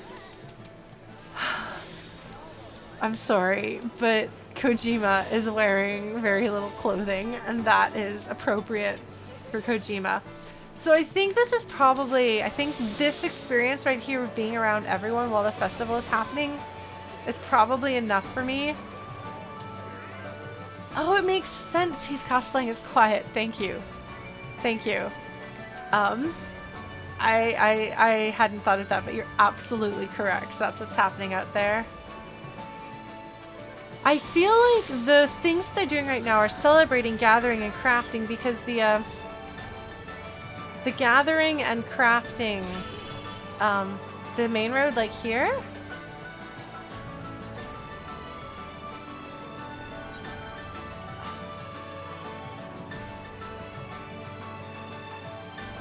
Oh, are there more people out here? There's people dancing.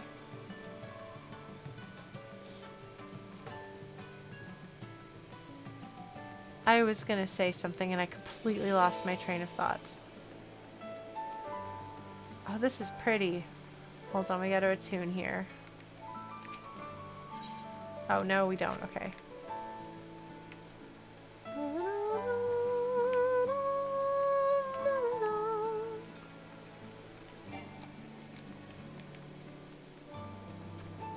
Are there more people? Oh my god, there's people dancing. Are there more people this way? Where are the people? There's so much space here. Because this is going to be where everyone's houses are. The Risen Song. That's a good name.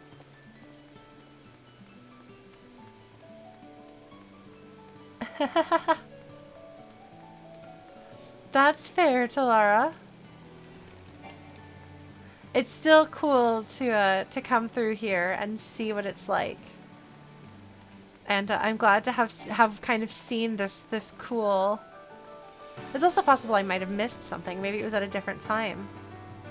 But it's fine. Like, I'm excited to have... Yeah, happens 12 times per 24 hours every other day. It will come and go. Okay, so it's going to be around for a couple of weeks. So, yeah, they're talking about it in the chat.